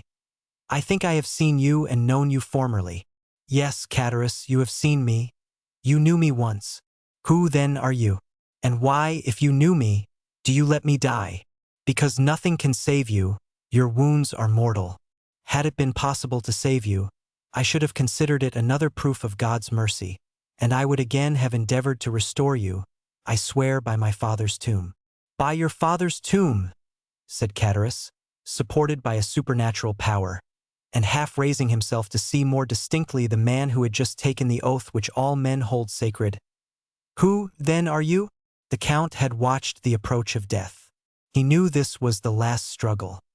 He approached the dying man, and, leaning over him with a calm and melancholy look, he whispered, I am, and his almost closed lips uttered a name so low that the Count himself appeared afraid to hear it.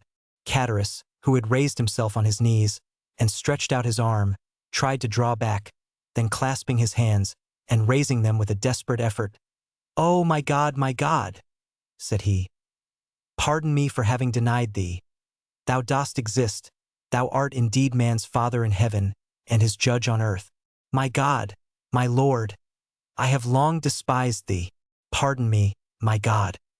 Receive me, O my Lord. Chatterus sighed deeply and fell back with a groan.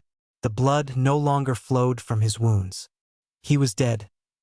One, said the Count mysteriously, his eyes fixed on the corpse, disfigured by so awful a death. 10 minutes afterwards the surgeon and the procureur arrived, the one accompanied by the porter, the other by Ali, and were received by the Abbé Busoni, who was praying by the side of the corpse. Chapter 84. Beauchamp. The daring attempt to rob the Count was the topic of conversation throughout Paris for the next fortnight. The dying man had signed a deposition declaring Benedetto to be the assassin. The police had orders to make the strictest search for the murderer. Chatterus' knife, dark lantern, bunch of keys and clothing, excepting the waistcoat which could not be found, were deposited at the registry. The corpse was conveyed to the morgue. The Count told everyone that this adventure had happened during his absence at Auteuil, and that he only knew what was related by the Abbé Busoni, who that evening, by mere chance, had requested to pass the night in his house, to examine some valuable books in his library. Bertuccio alone turned pale whenever Benedetto's name was mentioned in his presence. But there was no reason why anyone should notice his doing so. Villefort, being called on to prove the crime, was preparing his brief with the same ardor that he was accustomed to exercise when required to speak in criminal cases. But 3 weeks had already passed, and the most diligent search had been unsuccessful. The attempted robbery and the murder of the robber by his comrade were almost forgotten in anticipation of the approaching marriage of Mademoiselle Danglars to the Count Andrea Cavalcanti. It was expected that this wedding would shortly take place, as the young man was received at the banker's as the betrothed letters had been dispatched to him. Cavalcanti, as the Count's father, who highly approved of the union, regretted his inability to leave Parma at that time, and promised a wedding gift of 150,000 livres. It was agreed that the 3 millions should be entrusted to Danglars to invest. Some persons had warned the young man of the circumstances of his future father-in-law, who had of late sustained repeated losses, but with sublime disinterestedness and confidence the young man refused to listen, or to express a single doubt to the Baron. The Baron adored Count Andrea Cavalcanti. Not so Mademoiselle Eugénie Danglars. With an instinctive hatred of matrimony, she suffered Andrea's attentions in order to get rid of Morcerf. But when Andrea urged his suit, she betrayed an entire dislike to him. The Baron might possibly have perceived it, but, attributing it to a caprice, feigned ignorance, the delay demanded by Beauchamp had nearly expired. Morcerf appreciated the advice of Monte Cristo to let things die away of their own accord. No one had taken up the remark about the general, and no one had recognized in the officer who betrayed the castle of Yanina the noble count in the House of Peers. Albert, however, felt no less insulted. The few lines which had irritated him were certainly intended as an insult. Besides, the manner in which Beauchamp had closed the conference left a bitter recollection in his heart. He cherished the thought of the duel, hoping to conceal its true cause even from his seconds. Beauchamp had not been seen since the day he visited Albert, and those of whom the latter inquired always told him he was out on a journey which would detain him some days. Where he was no one knew. One morning Albert was awakened by his valet de chambre, who announced Beauchamp. Albert rubbed his eyes, ordered his servant to introduce him into the small smoking room on the ground floor, dressed himself quickly, and went down. He found Beauchamp pacing the room. On perceiving him, Beauchamp stopped. "Your arrival here, without waiting my visit at your house today, looks well, sir," said Albert. "Tell me, may I shake hands with you, saying, 'Beauchamp, acknowledge you have injured me and retain my friendship,' or must I simply propose to you a choice of arms?" "Albert," said Beauchamp, with a look of sorrow which stupefied the young man, "let us first sit down and talk." "Rather, sir, before we sit down, I must demand your answer." "Albert," said the journalist, "these are questions which it is difficult to answer. I will facilitate it by repeating the question. Will you, or will you not, retract?" "Morcerf, it is not enough to answer yes or no to questions which concern the honor, the social interest, and the life of such a man as Lieutenant General the Count of Morcerf, peer of France. What must then be done? For 0174M, what I have done, Albert. I reasoned thus: money, time, and fatigue are nothing compared with the reputation and interests of a whole family. Probabilities will not suffice. Only facts will justify a deadly combat with a friend. If I strike with the sword, or discharge the contents of a pistol at man with whom, for 3 years, I have been on terms of intimacy, I must at least know why I do so. I must meet him with a heart at ease, and that quiet conscience which a man needs when his own arm must save his life. Well, said Morcerf impatiently, what does all this mean? It means that I have just returned from Yanina. From Yanina? Yes. Impossible. Here is my passport. Examine the visa: Geneva, Milan, Venice, Trieste, Delvino, Yanina. Will you believe the government of a republic, a kingdom, and an empire? Albert cast his eyes on the passport, then raised them in astonishment to Beauchamp. You have been to Yanina? Said he. Albert, had you been a stranger, a foreigner, a simple lord, like that Englishman who came to demand satisfaction 3 or 4 months since, and whom I killed to get rid of, I should not have taken this trouble. But I thought this mark of consideration due to you. I took a week to go, another to return, 4 days of quarantine, and 48 hours to stay there. That makes 3 weeks. I returned last night, and here I am. What circumlocution! How long you are before you tell me what I most wish to know. Because, in truth, Albert, you hesitate? Yes, I fear. You fear to acknowledge that your correspondent has deceived you? Oh, no self-love, Beauchamp. Acknowledge it, Beauchamp. Your courage cannot be doubted. Not so, murmured the journalist. On the contrary. Albert turned frightfully pale. He endeavored to speak, but the words died on his lips. My friend, said Beauchamp, in the most affectionate tone, I should gladly make an apology, but alas! But what? The paragraph was correct, my friend. What? That French officer. Yes. Fernand. Yes. The traitor who surrendered the castle of the man in whose service he was. Pardon me, my friend. That man was your father. Albert advanced furiously towards Beauchamp, but the latter restrained him more by a mild look than by his extended hand. My friend, said he, here is a proof of it. For 0176 Malbert opened the paper. It was an attestation of 4 notable inhabitants of Yanina, proving that Colonel Fernand Mondego, in the service of Ali Tepelini, had surrendered the castle for 2 million crowns. The signatures were perfectly legal. Albert tottered and fell overpowered in a chair. It could no longer be doubted. The family name was fully given. After a moment's mournful silence, his heart overflowed, and he gave way to a flood of tears. Beauchamp, who had watched with sincere pity the young man's paroxysm of grief, approached him. Now, Albert, said he, you understand me, do you not? I wished to see all, and to judge of everything for myself, hoping the explanation would be in your father's favor, and that I might do him justice. But, on the contrary, the particulars which are given prove that Fernand Mondego, raised by Ali Pasha to the rank of Governor-General, is no other than Count Fernand of Morcerf. Then, recollecting the honor you had done me in admitting me to your friendship, I hastened to you. Albert, still extended on the chair, covered his face with both hands, as if to prevent the light from reaching him. I hasten to you, continued Beauchamp, to tell you, Albert, that in this changing age, the faults of a father cannot revert upon his children. Few have passed through this revolutionary period, in the midst of which we were born, without some stain of infamy or blood to soil the uniform of the soldier, or the gown of the magistrate. Now I have these proofs, Albert, and I am in your confidence. No human power can force me to a duel which your own conscience would reproach you with as criminal, but I come to offer you what you can no longer demand of me. Do you wish these proofs, these attestations, which I alone possess, to be destroyed? Do you wish this frightful secret to remain with us? Confided to me, it shall never escape my lips. Say, Albert, my friend, do you wish it? Albert threw himself on Beauchamp's neck. Ah, noble fellow, cried he. Take these, said Beauchamp, presenting the papers to Albert.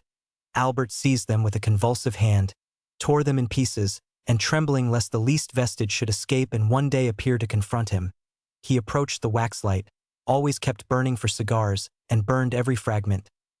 Dear, excellent friend, murmured Albert, still burning the papers. Let all be forgotten as a sorrowful dream, said Beauchamp. Let it vanish as the last sparks from the blackened paper, and disappear as the smoke from those silent ashes. Yes, yes, said Albert. And may there remain only the eternal friendship which I promised to my deliverer, which shall be transmitted to our children's children, and shall always remind me that I owe my life and the honor of my name to you.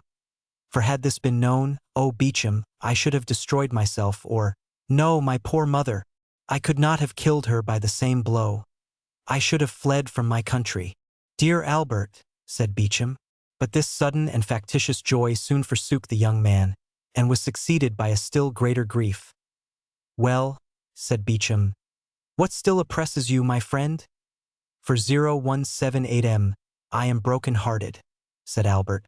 Listen, Beauchamp, I cannot thus, in a moment relinquish the respect, the confidence, and pride with which a father's untarnished name inspires a son. Oh, Beauchamp, Beauchamp, how shall I now approach mine? Shall I draw back my forehead from his embrace, or withhold my hand from his? I am the most wretched of men. Ah, my mother, my poor mother, said Albert, gazing through his tears at his mother's portrait. If you know this, how much must you suffer? Come, said Beauchamp, taking both his hands. Take courage, my friend. But how came that first note to be inserted in your journal? Some unknown enemy, an invisible foe, has done this. The more must you fortify yourself, Albert. Let no trace of emotion be visible on your countenance. Bear your grief as the cloud bears within it ruin and death, a fatal secret, known only when the storm bursts. Go, my friend. Reserve your strength for the moment when the crash shall come. You think, then, all is not over yet? Said Albert, horror-stricken. I think nothing, my friend, but all things are possible. By the way— What? Said Albert, seeing that Beauchamp hesitated. Are you going to marry Mademoiselle Danglars? Why do you ask me now? Because the rupture or fulfillment of this engagement is connected with the person of whom we were speaking. How? Said Albert, whose brow reddened. You think M. Danglars. I ask you only how your engagement stands. Pray put no construction on my words. I do not mean they should convey, and give them no undue weight. No, said Albert. The engagement is broken off. Well, said Beauchamp. Then, seeing the young man was about to relapse into melancholy, let us go out, Albert, said he. A ride in the wood in the phaeton or on horseback will refresh you. We will then return to breakfast, and you shall attend to your affairs and I to mine. Willingly, said Albert. But let us walk. I think a little exertion would do me good. The two friends walked out on the fortress. When they arrived at the Madeleine, since we are out, said Beauchamp, let us call on M. de Monte Cristo. He is admirably adapted to revive one's spirits, because he never interrogates, and in my opinion those who ask no questions are the best comforters. Gladly, said Albert. Let us call— I love him. Chapter 85. The journey Monte Cristo uttered a joyful exclamation on seeing the young men together. Ah-ha, said he. I hope all is over, explained and settled. Yes, said Beauchamp. The absurd reports have died away, and should they be renewed, I would be the first to oppose them. So let us speak no more of it. Albert will tell you, replied the Count, that I gave him the same advice. Look, added he, I am finishing the most execrable morning's work. What is it? Said Albert. Arranging your papers, apparently. My papers, thank God, no. My papers are all in capital order because I have none but M. Cavalcantes. M. Cavalcantes? Asked Beauchamp. Yes. Do you not know that this is a young man whom the Count is introducing? Said Morcerf. Let us not misunderstand each other, replied Monte Cristo. I introduce no one, and certainly not M. Cavalcanti. And who, said Albert with a forced smile, is to marry Mademoiselle Danglars instead of me, which grieves me cruelly. What? Cavalcanti is going to marry Mademoiselle Danglars? Asked Beauchamp. Certainly. Do you come from the end of the world? Said Monte Cristo. You, a journalist, the husband of renown? It is the talk of all Paris. And you, Count, have made this match? Asked Beauchamp. I? Silence, purveyor of gossip, do not spread that report. I make a match? No, you do not know me. I have done all in my power to oppose it. Ah, I understand, said Beauchamp. On our friend Albert's account. On my account? Said the young man. Oh no, indeed, the Count will do me the justice to assert that I have, on the contrary, always entreated him to break off my engagement, and happily it is ended. The Count pretends I have not him to thank. So be it, I will erect an altar Deo ignoto. Listen, said Monte Cristo. I have had little to do with it, for I am at variance both with the father-in-law and the young man. There is only Mademoiselle Eugénie, who appears but little charmed with the thoughts of matrimony, and who, seeing how little I was disposed to persuade her to renounce her dear liberty, retains any affection for me. And do you say this wedding is at hand? Oh yes, in spite of all I could say. I do not know the young man. He is said to be of good family and rich, but I never trust to vague assertions. I have warned M. Danglars of it till I am tired, but he is fascinated with his Lucanese. I have even informed him of a circumstance I consider very serious. The young man was either charmed by his nurse, stolen by gypsies, or lost by his tutor, I scarcely know which. But I do know his father lost sight of him for more than 10 years. What he did during these 10 years, God only knows. Well, all that was useless. They have commissioned me to write to the major to demand papers, and here they are. I send them, but like Pilate, washing my hands. And what does Mademoiselle d'Armilly say to you for robbing her of her pupil? Oh, well, I don't know. But I understand that she is going to Italy. Madame Danglars asked me for letters of recommendation for the impresarii. I gave her a few lines for the director of the Valle Theatre, who is under some obligation to me. But what is the matter, Albert? You look dull. Are you, after all, unconsciously in love with Mademoiselle Eugénie? I am not aware of it, said Albert, smiling sorrowfully. Beauchamp turned to look at some paintings.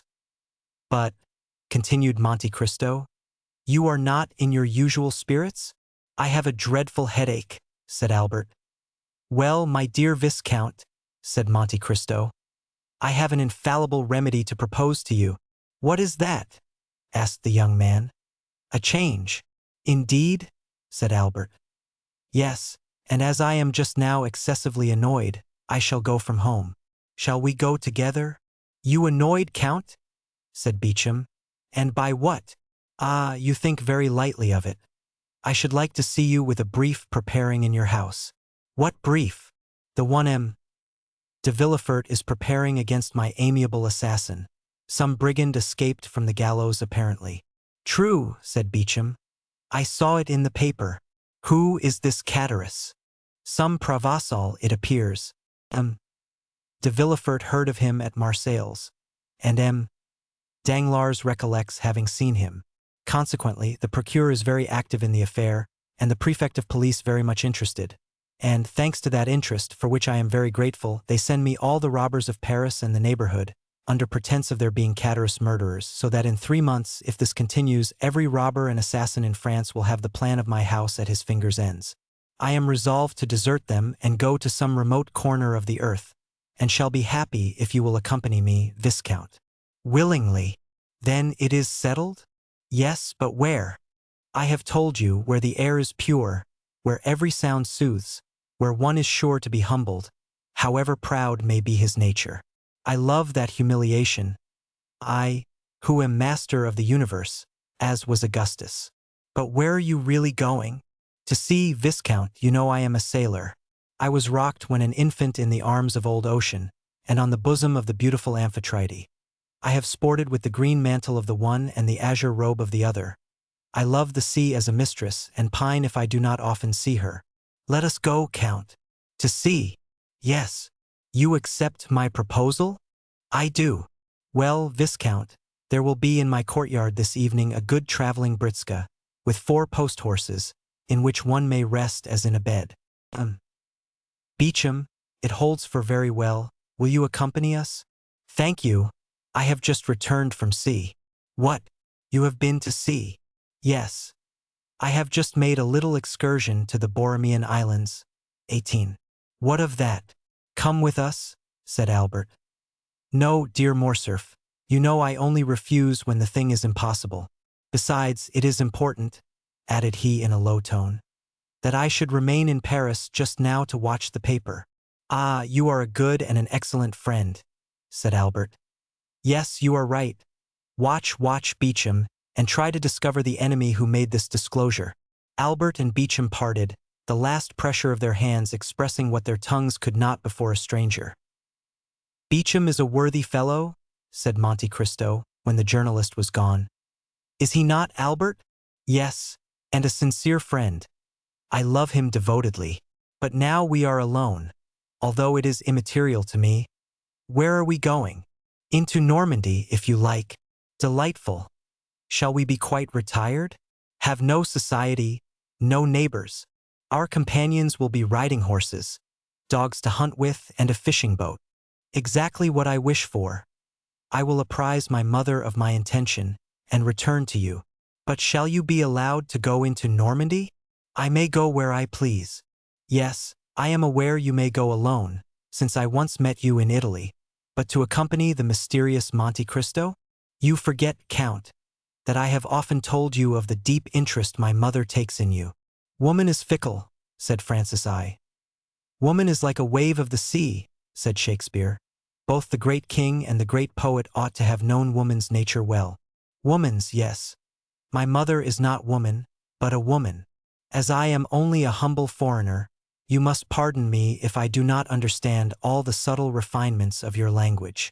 What I mean to say is that my mother is not quick to give her confidence, but when she does she never changes.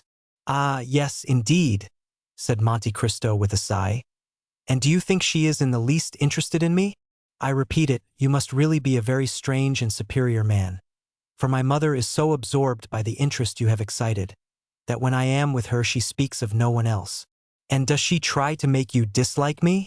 On the contrary, she often says, Morcerf, I believe the Count has a noble nature. Try to gain his esteem. Indeed? Said Monte Cristo, sighing. You see, then, said Albert, that instead of opposing, she will encourage me. Adieu, then, until 5 o'clock.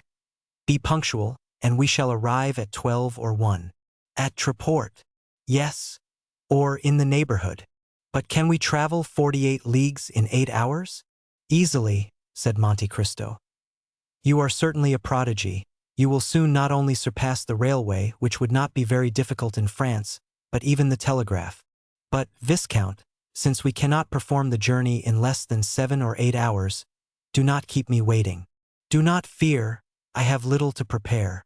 Monte Cristo smiled as he nodded to Albert, then remained a moment absorbed in deep meditation. But passing his hand across his forehead as if to dispel his reverie, he rang the bell twice and Bertuccio entered. Bertuccio, said he, I intend going this evening to Normandy instead of tomorrow or the next day. You will have sufficient time before 5 o'clock. Dispatch a messenger to apprise the grooms at the first station. M. de Morcerf will accompany me. Bertuccio obeyed and dispatched a courier to Pontoise to say the traveling carriage would arrive at 6 o'clock. From Pontoise another express was sent to the next stage, and in 6 hours all the horses stationed on the road were ready. Before his departure, the Count went to Haydée's apartments, told her his intention, and resigned everything to her care. Albert was punctual. The journey soon became interesting from its rapidity, of which Morcerf had formed no previous idea. Truly, said Monte Cristo, with your post-horses going at the rate of 2 leagues an hour, and that absurd law that one traveler shall not pass another without permission, so that an invalid or ill-tempered traveler may detain those who are well and active, it is impossible to move. I escape this annoyance by traveling with my own postilion and horses. Do I not, Ollie? The Count put his head out of the window and whistled, and the horses appeared to fly. The carriage rolled with a thundering noise over the pavement, and everyone turned to notice the dazzling meteor. Ollie, smiling, repeated the sound, grasped the reins with a firm hand, and spurred his horses, whose beautiful manes floated in the breeze. This child of the desert was in his element, and with his black face and sparkling eyes appeared, in the cloud of dust he raised, like the genius of the simoom and the god of the hurricane. I never knew till now the delight of speed, said Morcerf, and the last cloud disappeared from his brow. But where the devil do you get such horses? Are they made to order? Precisely, said the Count. 6 years since I bought a horse in Hungary remarkable for its swiftness. The 32 that we shall use tonight are its progeny. They are all entirely black, with the exception of a star upon the forehead. That is perfectly admirable. But what do you do, Count, with all these horses? You see, I travel with them. But you are not always traveling. When I no longer require them, Bertuccio will sell them, and he expects to realize 30 or 40,000 francs by the sale. But no monarch in Europe will be wealthy enough to purchase them. Then he will sell them to some Eastern vizier, who will empty his coffers to purchase them, and refill them by applying the bastinado to his subjects. Count, may I suggest one idea to you? Certainly. It is that, next to you, Bertuccio must be the richest gentleman in Europe. You are mistaken, Viscount. I believe he has not a franc in his possession. Then he must be a wonder. My dear Count, if you tell me many more marvelous things, I warn you I shall not believe them. I countenance nothing that is marvelous. Albert, tell me, why does a steward rob his master? Because I suppose it is his nature to do so, for the love of robbing. You are mistaken. It is because he has a wife and family, and ambitious desires for himself and them. Also because he is not sure of always retaining his situation, and wishes to provide for the future. Now, Bertuccio is alone in the world. He uses my property without accounting for the use he makes of it. He is sure never to leave my service. Why? Because I should never get a better. Probabilities are deceptive, but I deal in certainties. He is the best servant over whom one has the power of life and death. Do you possess that right over Bertuccio? Yes. There are words which close a conversation with an iron door. Such was the Count's yes. The whole journey was performed with equal rapidity. The 32 horses, dispersed over 7 stages, brought them to their destination in 8 hours. At midnight they arrived at the gate of a beautiful park. The porter was in attendance. He had been apprised by the groom of the last stage of the Count's approach. At 2:30 in the morning Morcerf was conducted to his apartments, where a bath and supper were prepared. The servant who had traveled at the back of the carriage waited on him. Baptistin, who rode in front, attended the Count. Albert bathed, took his supper, and went to bed. All night he was lulled by the melancholy noise of the surf. On rising, he went to his window, which opened on a terrace, having the sea in front, and at the back a pretty park bounded by a small forest and a creek lay a little sloop, with a narrow keel and high masts, bearing on its flag the Monte Cristo arms, which were a mountain or on a sea azure, with a cross gules in chief, which might be an allusion to his name that recalled Calvary, the mount rendered by our Lord's passion more precious than gold, and to the degrading cross which his blood had rendered holy, or it might be some personal remembrance of suffering and regeneration buried in the night of this mysterious personage's past life. Around the schooner lay a number of small fishing boats belonging to the fishermen of the neighboring village, like humble subjects awaiting orders from their queen. There, as in every spot where Monte Cristo stopped, if but for 2 days, luxury abounded and life went on with the utmost ease. Albert found in his anteroom 2 guns, with all the accoutrements for hunting. A lofty room on the ground floor containing all the ingenious instruments the English, eminent in piscatory pursuits, since they are patient and sluggish, have invented for fishing. The day passed in pursuing those exercises in which Monte Cristo excelled. They killed a dozen pheasants in the park, as many trout in the stream, dined in a summer house overlooking the ocean, and took tea in the library, towards the evening of the 3rd day. Albert, completely exhausted with the exercise which invigorated Monte Cristo, was sleeping in an armchair near the window, while the Count was designing with his architect the plan of a conservatory in his house, when the sound of a horse at full speed on the high road made Albert look up. He was disagreeably surprised to see his own valet de chambre, whom he had not brought, that he might not inconvenience Monte Cristo. "Florentine here," cried he, starting up. "Is my mother ill?" And he hastened to the door. Monte Cristo watched and saw him approach the valet, who drew a small sealed parcel from his pocket, containing a newspaper and a letter. "From whom is this?" said he eagerly. "From M. Beauchamp," replied Florentine. "Did he send you?" "Yes, sir. He sent for me to his house, gave me money for my journey, procured a horse, and made me promise not to stop till I had reached you. I have come in 15 hours. Albert opened the letter with fear, uttered a shriek on reading the first line, and seized the paper.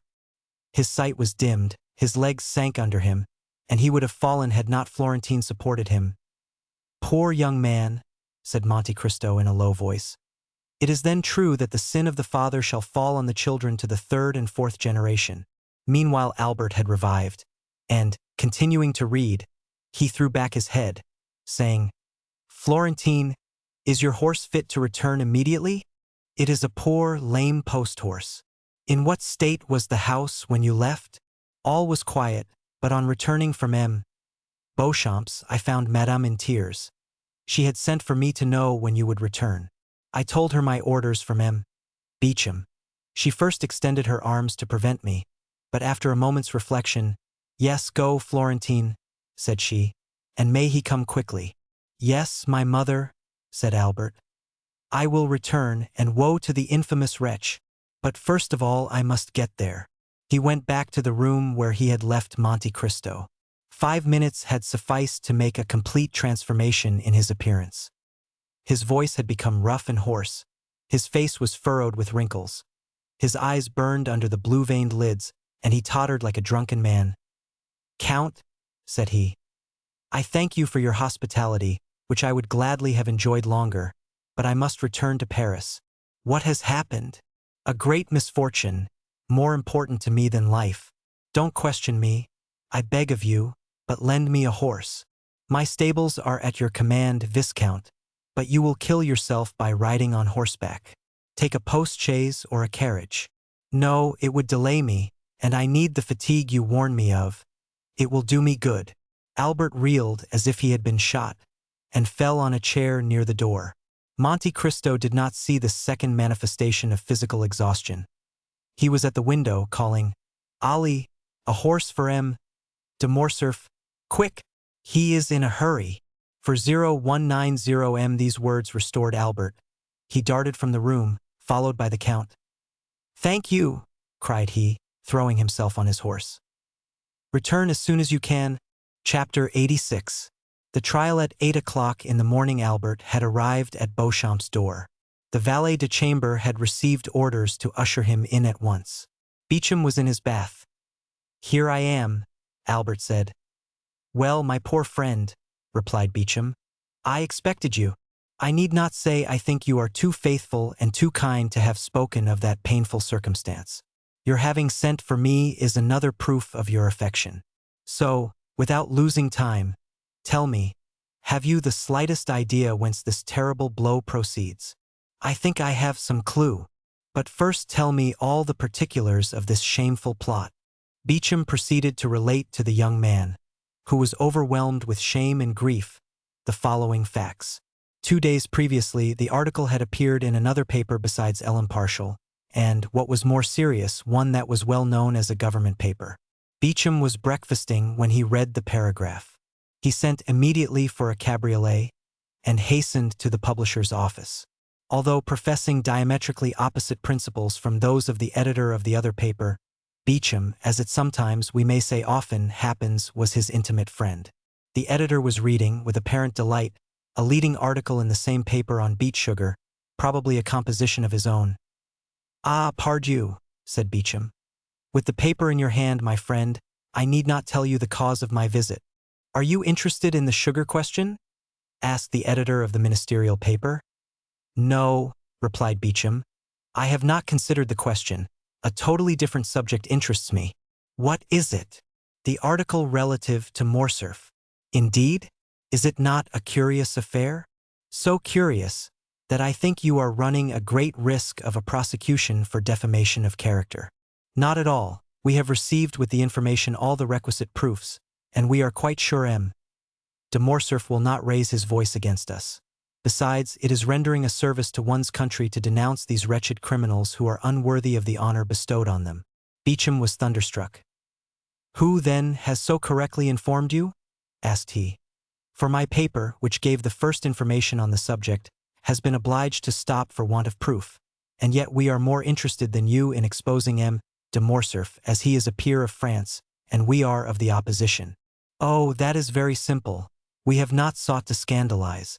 This news was brought to us. A man arrived yesterday from Yanina, bringing a formidable array of documents, and when we hesitated to publish the accusatory article, he told us it should be inserted in some other paper. Beauchamp understood that nothing remained but to submit, and left the office to dispatch a courier to Morcerf. But he had been unable to send to Albert the following particulars, as the events had transpired after the messenger's departure. Namely, that the same day a great agitation was manifest in the House of Peers among the usually calm members of that dignified assembly. Everyone had arrived almost before the usual hour, and was conversing on the melancholy event which was to attract the attention of the public towards one of their most illustrious colleagues. Some were perusing the article, others making comments and recalling circumstances which substantiated the charges still more. The Count of Morcerf was no favorite with his colleagues. Like all upstarts, he had had recourse to a great deal of haughtiness to maintain his position. The true nobility laughed at him, the talented repelled him, and the honorable instinctively despised him. He was, in fact, in the unhappy position of the victim marked for sacrifice. The finger of God once pointed at him, everyone was prepared to raise the hue and cry. The Count of Morcerf alone was ignorant of the news. He did not take in the paper containing the defamatory article, and had passed the morning in writing letters and in trying a horse. He arrived at his usual hour with a proud look and insolent demeanor. He alighted, passed through the corridors, and entered the house without observing the hesitation of the doorkeepers or the coolness of his colleagues. 40194 business had already been going on for half an hour when he entered. Everyone held the accusing paper, but, as usual, no one liked to take upon himself the responsibility of the attack. At length an honorable peer, Morcerf's acknowledged enemy, ascended the tribune with that solemnity which announced that the expected moment had arrived. There was an impressive silence. Morcerf alone knew not why such profound attention was given to an orator who was not always listened to with so much complacency. The Count did not notice the introduction, in which the speaker announced that his communication would be of that vital importance that it demanded the undivided attention of the House. But at the mention of Yanina and Colonel Fernand, he turned so frightfully pale that every member shuddered and fixed his eyes upon him. Moral wounds have this peculiarity. They may be hidden, but they never close. Always painful, always ready to bleed when touched, they remain fresh and open in the heart. The article having been read during the painful hush that followed, a universal shudder pervaded the assembly, and immediately the closest attention was given to the orator as he resumed his remarks. He stated his scruples and the difficulties of the case. It was the honor of M. de Morcerf and that of the whole house he proposed to defend, by provoking a debate on personal questions, which are always such painful themes of discussion. He concluded by calling for an investigation, which might dispose of the calumnious report before it had time to spread, and restore M. de Morcerf to the position he had long held in public opinion. Morcerf was so completely overwhelmed by this great and unexpected calamity that he could scarcely stammer a few words as he looked around on the assembly. This timidity, which might proceed from the astonishment of innocence as well as the shame of guilt, conciliated some in his favor. For men who are truly generous are always ready to compassionate when the misfortune of their enemy surpasses the limits of their hatred. The president put it to the vote, and it was decided that the investigation should take place. The Count was asked what time he required to prepare his defense. Morcerf's courage had revived when he found himself alive after this horrible blow. "My lords," answered he, "it is not by time I could repel the attack made on me by enemies unknown to me, and, doubtless, hidden in obscurity. It is immediately, and by a thunderbolt, that I must repel the flash of lightning which, for a moment, startled me. Oh, that I could, instead of taking up this defense, shed my last drop of blood to prove to my noble colleagues that I am their equal in worth." These words made a favorable impression on behalf of the accused. "I demand, then, that the examination shall take place as soon as possible, and I will furnish the House with all necessary information." "What day do you fix?" asked the president. "Today I am at your service," replied the Count. The president rang the bell. "Does the House approve that the examination should take place today?" 40196 "Yes," was the unanimous answer. A committee of 12 members was chosen to examine the proofs brought forward by Morcerf. The investigation would begin at 8 o'clock that evening in the committee room, and if postponement were necessary, the proceedings would be resumed each evening at the same hour. Morcerf asked leave to retire. He had to collect the documents he had long been preparing against the storm, which his sagacity had foreseen. Beauchamp related to the young man all the facts we have just narrated. His story, however, had over ours all the advantage of the animation of living things over the coldness of dead things. Albert listened, trembling now with hope, then with anger, and then again with shame, for from Beauchamp's confidence he knew his father was guilty, and he asked himself how, since he was guilty, he could prove his innocence. Beauchamp hesitated to continue his narrative. "What next?" asked Albert. "What next? My friend, you impose a painful task on me. Must you know all?" "Absolutely, and rather from your lips than another's." "Muster up all your courage, then, for never have you required it more." Albert passed his hand over his forehead, as if to try his strength, as a man who is preparing to defend his life proves his shield and bends his sword. He thought himself strong enough, for he mistook fever for energy. "Go on," said he. "The evening arrived. All Paris was in expectation. Many said your father had only to show himself to crush the charge against him. Many others said he would not appear, while some asserted that they had seen him start for Brussels, and others went to the police office to inquire if he had taken out a passport. I used all my influence with one of the committee, a young peer of my acquaintance, to get admission to one of the galleries. He called for me at 7 o'clock, and, before anyone had arrived, asked one of the doorkeepers to place me in a box. I was concealed by a column, and might witness the whole of the terrible scene which was about to take place. At 8 o'clock all were in their places, and M. de Morcerf entered at the last stroke. He held some papers in his hand. His countenance was calm and his step firm, and he was dressed with great care in his military uniform, which was buttoned completely up to the chin. His presence produced a good effect. The committee was made up of liberals, several of whom came forward to shake hands with him. Albert felt his heart bursting at these particulars, but gratitude mingled with his sorrow. He would gladly have embraced those who had given his father this proof of esteem at a moment when his honor was so powerfully attacked.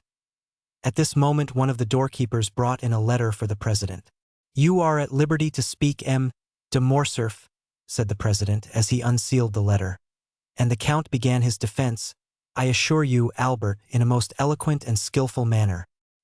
He produced documents proving that the vizier of Yanina had up to the last moment honored him with his entire confidence, since he had interested him with a negotiation of life and death with the emperor.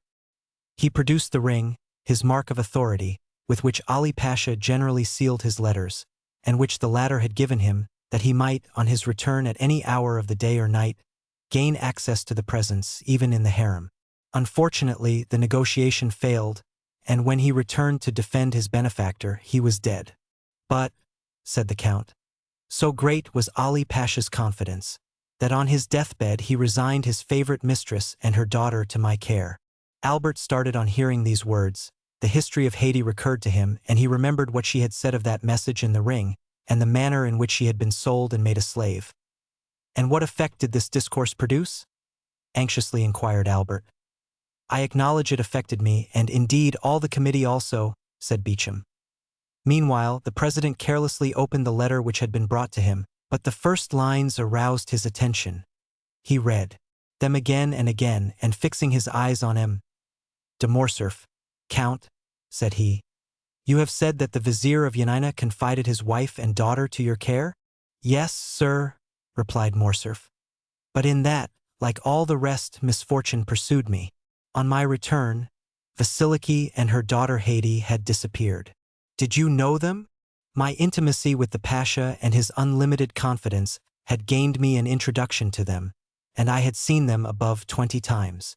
"Have you any idea what became of them?" "Yes, sir. I heard they had fallen victims to their sorrow, and, perhaps, to their poverty. I was not rich. My life was in constant danger. I could not seek them, to my great regret." The president frowned imperceptibly. "Gentlemen," said he, "you have heard the Count de Morcerf's defense. Can you, sir, produce any witnesses to the truth of what you have asserted?" "Alas, no, monsieur," replied the count. "All those who surrounded the vizier or who knew me at his court are either dead or gone away, I know not where. I believe that I alone, of all my countrymen, survived that dreadful war. I have only the letters of Ali Tepelini, which I have placed before you. The ring, a token of his goodwill, which is here. And lastly, the most convincing proof I can offer, after an anonymous attack, and that is the absence of any witness against my veracity and the purity of my military life. A murmur of approbation ran through the assembly, and at this moment Albert had nothing more transpired. Your father's cause had been gained. It only remained to put it to the vote when the president resumed, "Gentlemen, and you, monsieur, you will not be displeased, I presume, to listen to one who calls himself a very important witness, and who has just presented himself. He is, doubtless, come to prove the perfect innocence of our colleague.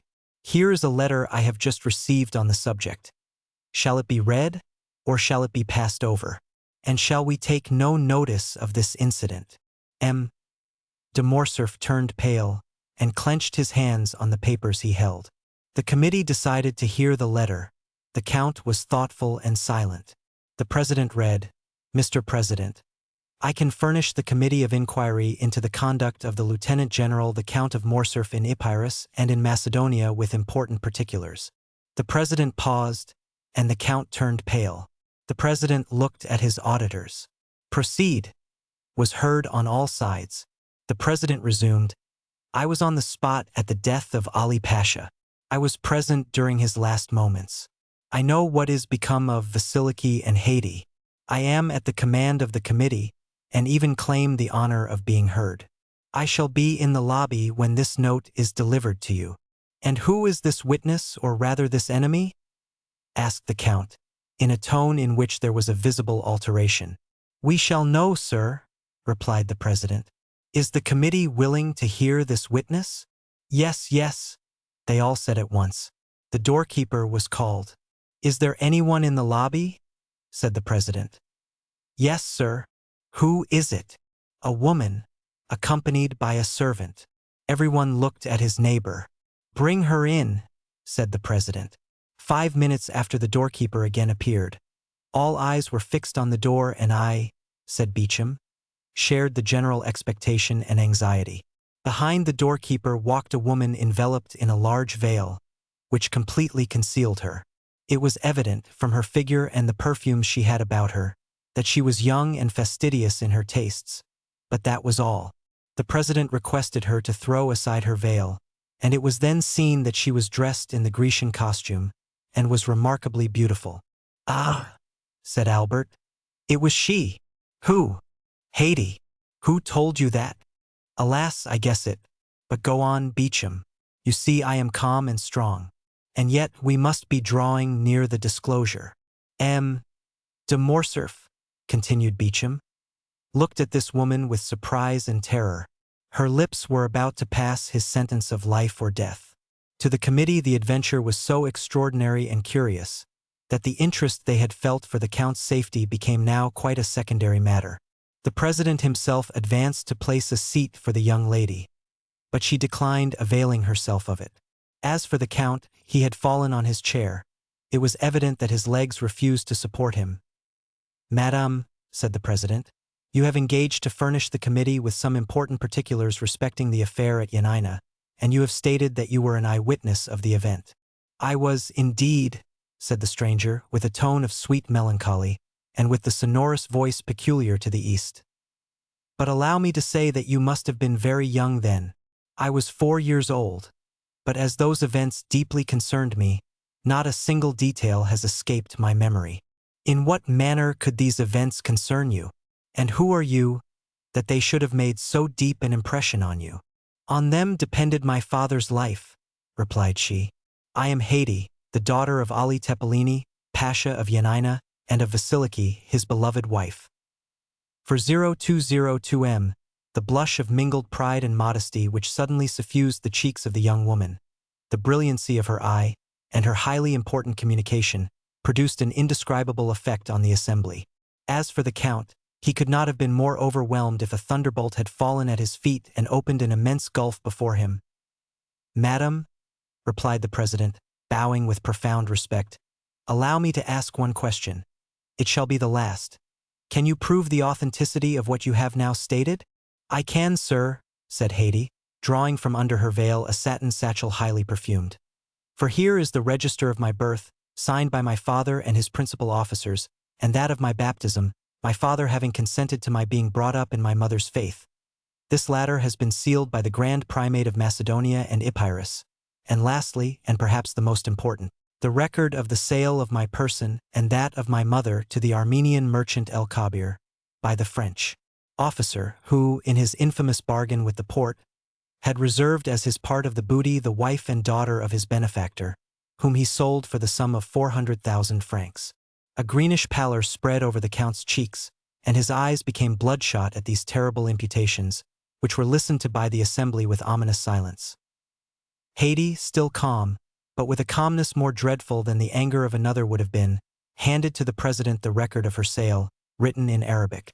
It had been supposed some of the papers might be in the Arabian, Romaic, or Turkish language, and the interpreter of the house was in attendance. One of the noble peers, who was familiar with the Arabic language, having studied it during the famous Egyptian campaign, followed with his eye as the translator read aloud, "I, El Kabir, a slave merchant and purveyor of the harem of His Highness, acknowledge having received for transmission to the Sublime Emperor, from the French lord, the Count of Monte Cristo, an emerald valued at 800,000 francs, as the ransom of a young Christian slave of 11 years of age, named Haydée, the acknowledged daughter of the late Lord Ali Tepelini, Pasha of Yanina, and of Vasiliki, his favorite, she having been sold to me 7 years previously, with her mother, who had died on arriving at Constantinople, by a French colonel in the service of the Vizier Ali Tepelini, named Fernand Mondego. The above-mentioned purchase was made on His Highness's account, whose mandate I had, for the sum of 400,000 francs. Given at Constantinople by authority of His Highness in the year 1247 of the Hijra. Signed El Kabir. That this record should have all due authority, it shall bear the imperial seal, which the vendor is bound to have affixed to it. Near the merchant's signature there was, indeed, the seal of the Sublime Emperor. A dreadful silence followed the reading of this document. The Count could only stare, and his gaze, fixed as if unconsciously on Haydée, seemed one of fire and blood. "Madame," said the president, "may reference be made to the Count of Monte Cristo, who is now, I believe, in Paris?" "Sir," replied Haydée, "the Count of Monte Cristo, my foster father, has been in Normandy the last 3 days. Who, then, has counseled you to take this step, one for which the court is deeply indebted to you, and which is perfectly natural, considering your birth and your misfortunes?" "Sir," replied Haydée, "I have been led to take this step from a feeling of respect and grief. Although a Christian, may God forgive me, I have always sought to revenge my illustrious father. Since I set my foot in France, and knew the traitor lived in Paris, I have watched carefully. I live retired in the house of my noble protector, but I do it from choice. I love retirement and silence, because I can live with my thoughts and recollections of past days. But the Count of Monte Cristo surrounds me with every paternal care, and I am ignorant of nothing which passes in the world. I learn all in the silence of my apartments. For instance, I see all the newspapers, every periodical, as well as every new piece of music, and by thus watching the course of the life of others, I learned what had transpired this morning in the House of Peers, and what was to take place this evening. Then I wrote, "For 0204M, then," remarked the president, "the Count of Monte Cristo knows nothing of your present proceedings. He is quite unaware of them, and I have but one fear, which is that he should disapprove of what I have done. But it is a glorious day for me," continued the young girl, raising her ardent gaze to heaven, "that on which I find at last an opportunity of avenging my father." The Count had not uttered one word the whole of this time. His colleagues looked at him, and doubtless pitied his prospects, blighted under the perfumed breath of a woman. His misery was depicted in sinister lines on his countenance. "M. de Morcerf," said the president, "do you recognize this lady as the daughter of Ali Tepelini, Pasha of Yanina?" "No," said Morcerf, attempting to rise. "It is a base plot, contrived by my enemies." Haydée, whose eyes had been fixed on the door, as if expecting someone, turned hastily, and seeing the Count standing, shrieked, "You do not know me?" said she. "Well, I fortunately recognize you. You are Fernand Mondego, the French officer who led the troops of my noble father. It is you who surrendered the castle of Yanina. It is you who, sent by him to Constantinople, to treat with the emperor for the life or death of your benefactor, brought back a false mandate granting full pardon. It is you who, with that mandate, obtained the Pasha's ring, which gave you authority over Selim, the firekeeper. It is you who stabbed Selim. It is you who sold us, my mother and me, to the merchant El-Kabir. Assassin, assassin, assassin, you have still on your brow your master's blood. Look, gentlemen, all. These words had been pronounced with such enthusiasm and evident truth that every eye was fixed on the Count's forehead, and he himself passed his hand across it, as if he felt Ali's blood still lingering there. You positively recognize M. de Morcerf as the officer, Fernand Mondego? Indeed I do, cried Haydée. Oh, my mother, it was you who said, you were free, you had a beloved father, you were destined to be almost a queen. Look well at that man. It is he who raised your father's head on the point of a spear. It is he who sold us. It is he who forsook us. Look well at his right hand, on which he has a large wound. If you forgot his features, you would know him by that hand, into which fell, one by one, the gold pieces of the merchant El-Kabir. I know him. Ah, let him say now if he does not recognize me. Each word fell like a dagger on Morcerf, and deprived him of a portion of his energy. As she uttered the last, he hid his mutilated hand hastily in his bosom, and fell back on his seat, overwhelmed by wretchedness and despair. This scene completely changed the opinion of the assembly respecting the accused Count. Count of Morcerf, said the president, do not allow yourself to be cast down, answer. The justice of the court is supreme and impartial as that of God. It will not suffer you to be trampled on by your enemies without giving you an opportunity of defending yourself. Shall further inquiries be made? Shall 2 members of the House be sent to Yanina? Speak. Morcerf did not reply. Then all the members looked at each other with terror. They knew the Count's energetic and violent temper. It must be, indeed, a dreadful blow which would deprive him of courage to defend himself. They expected that his stupefied silence would be followed by a fiery outburst. Well, asked the president, what is your decision? For 0206M, I have no reply to make, said the Count in a low tone. Has the daughter of Ali Tepelini spoken the truth? Said the president. Is she, then, the terrible witness to whose charge you dare not plead not guilty? Have you really committed the crimes of which you are accused?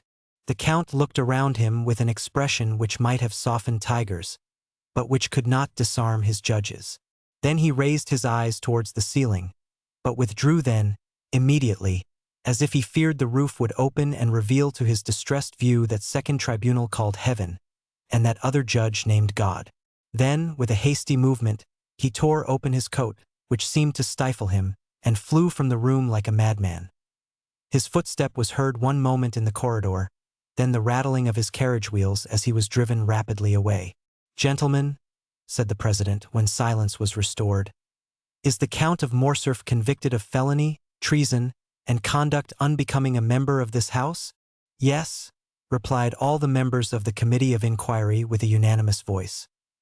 Haydée had remained until the close of the meeting. She heard the Count's sentence pronounced without betraying an expression of joy or pity. Then, drawing her veil over her face, she bowed majestically to the councillors, and left with that dignified step which Virgil attributes to his goddesses.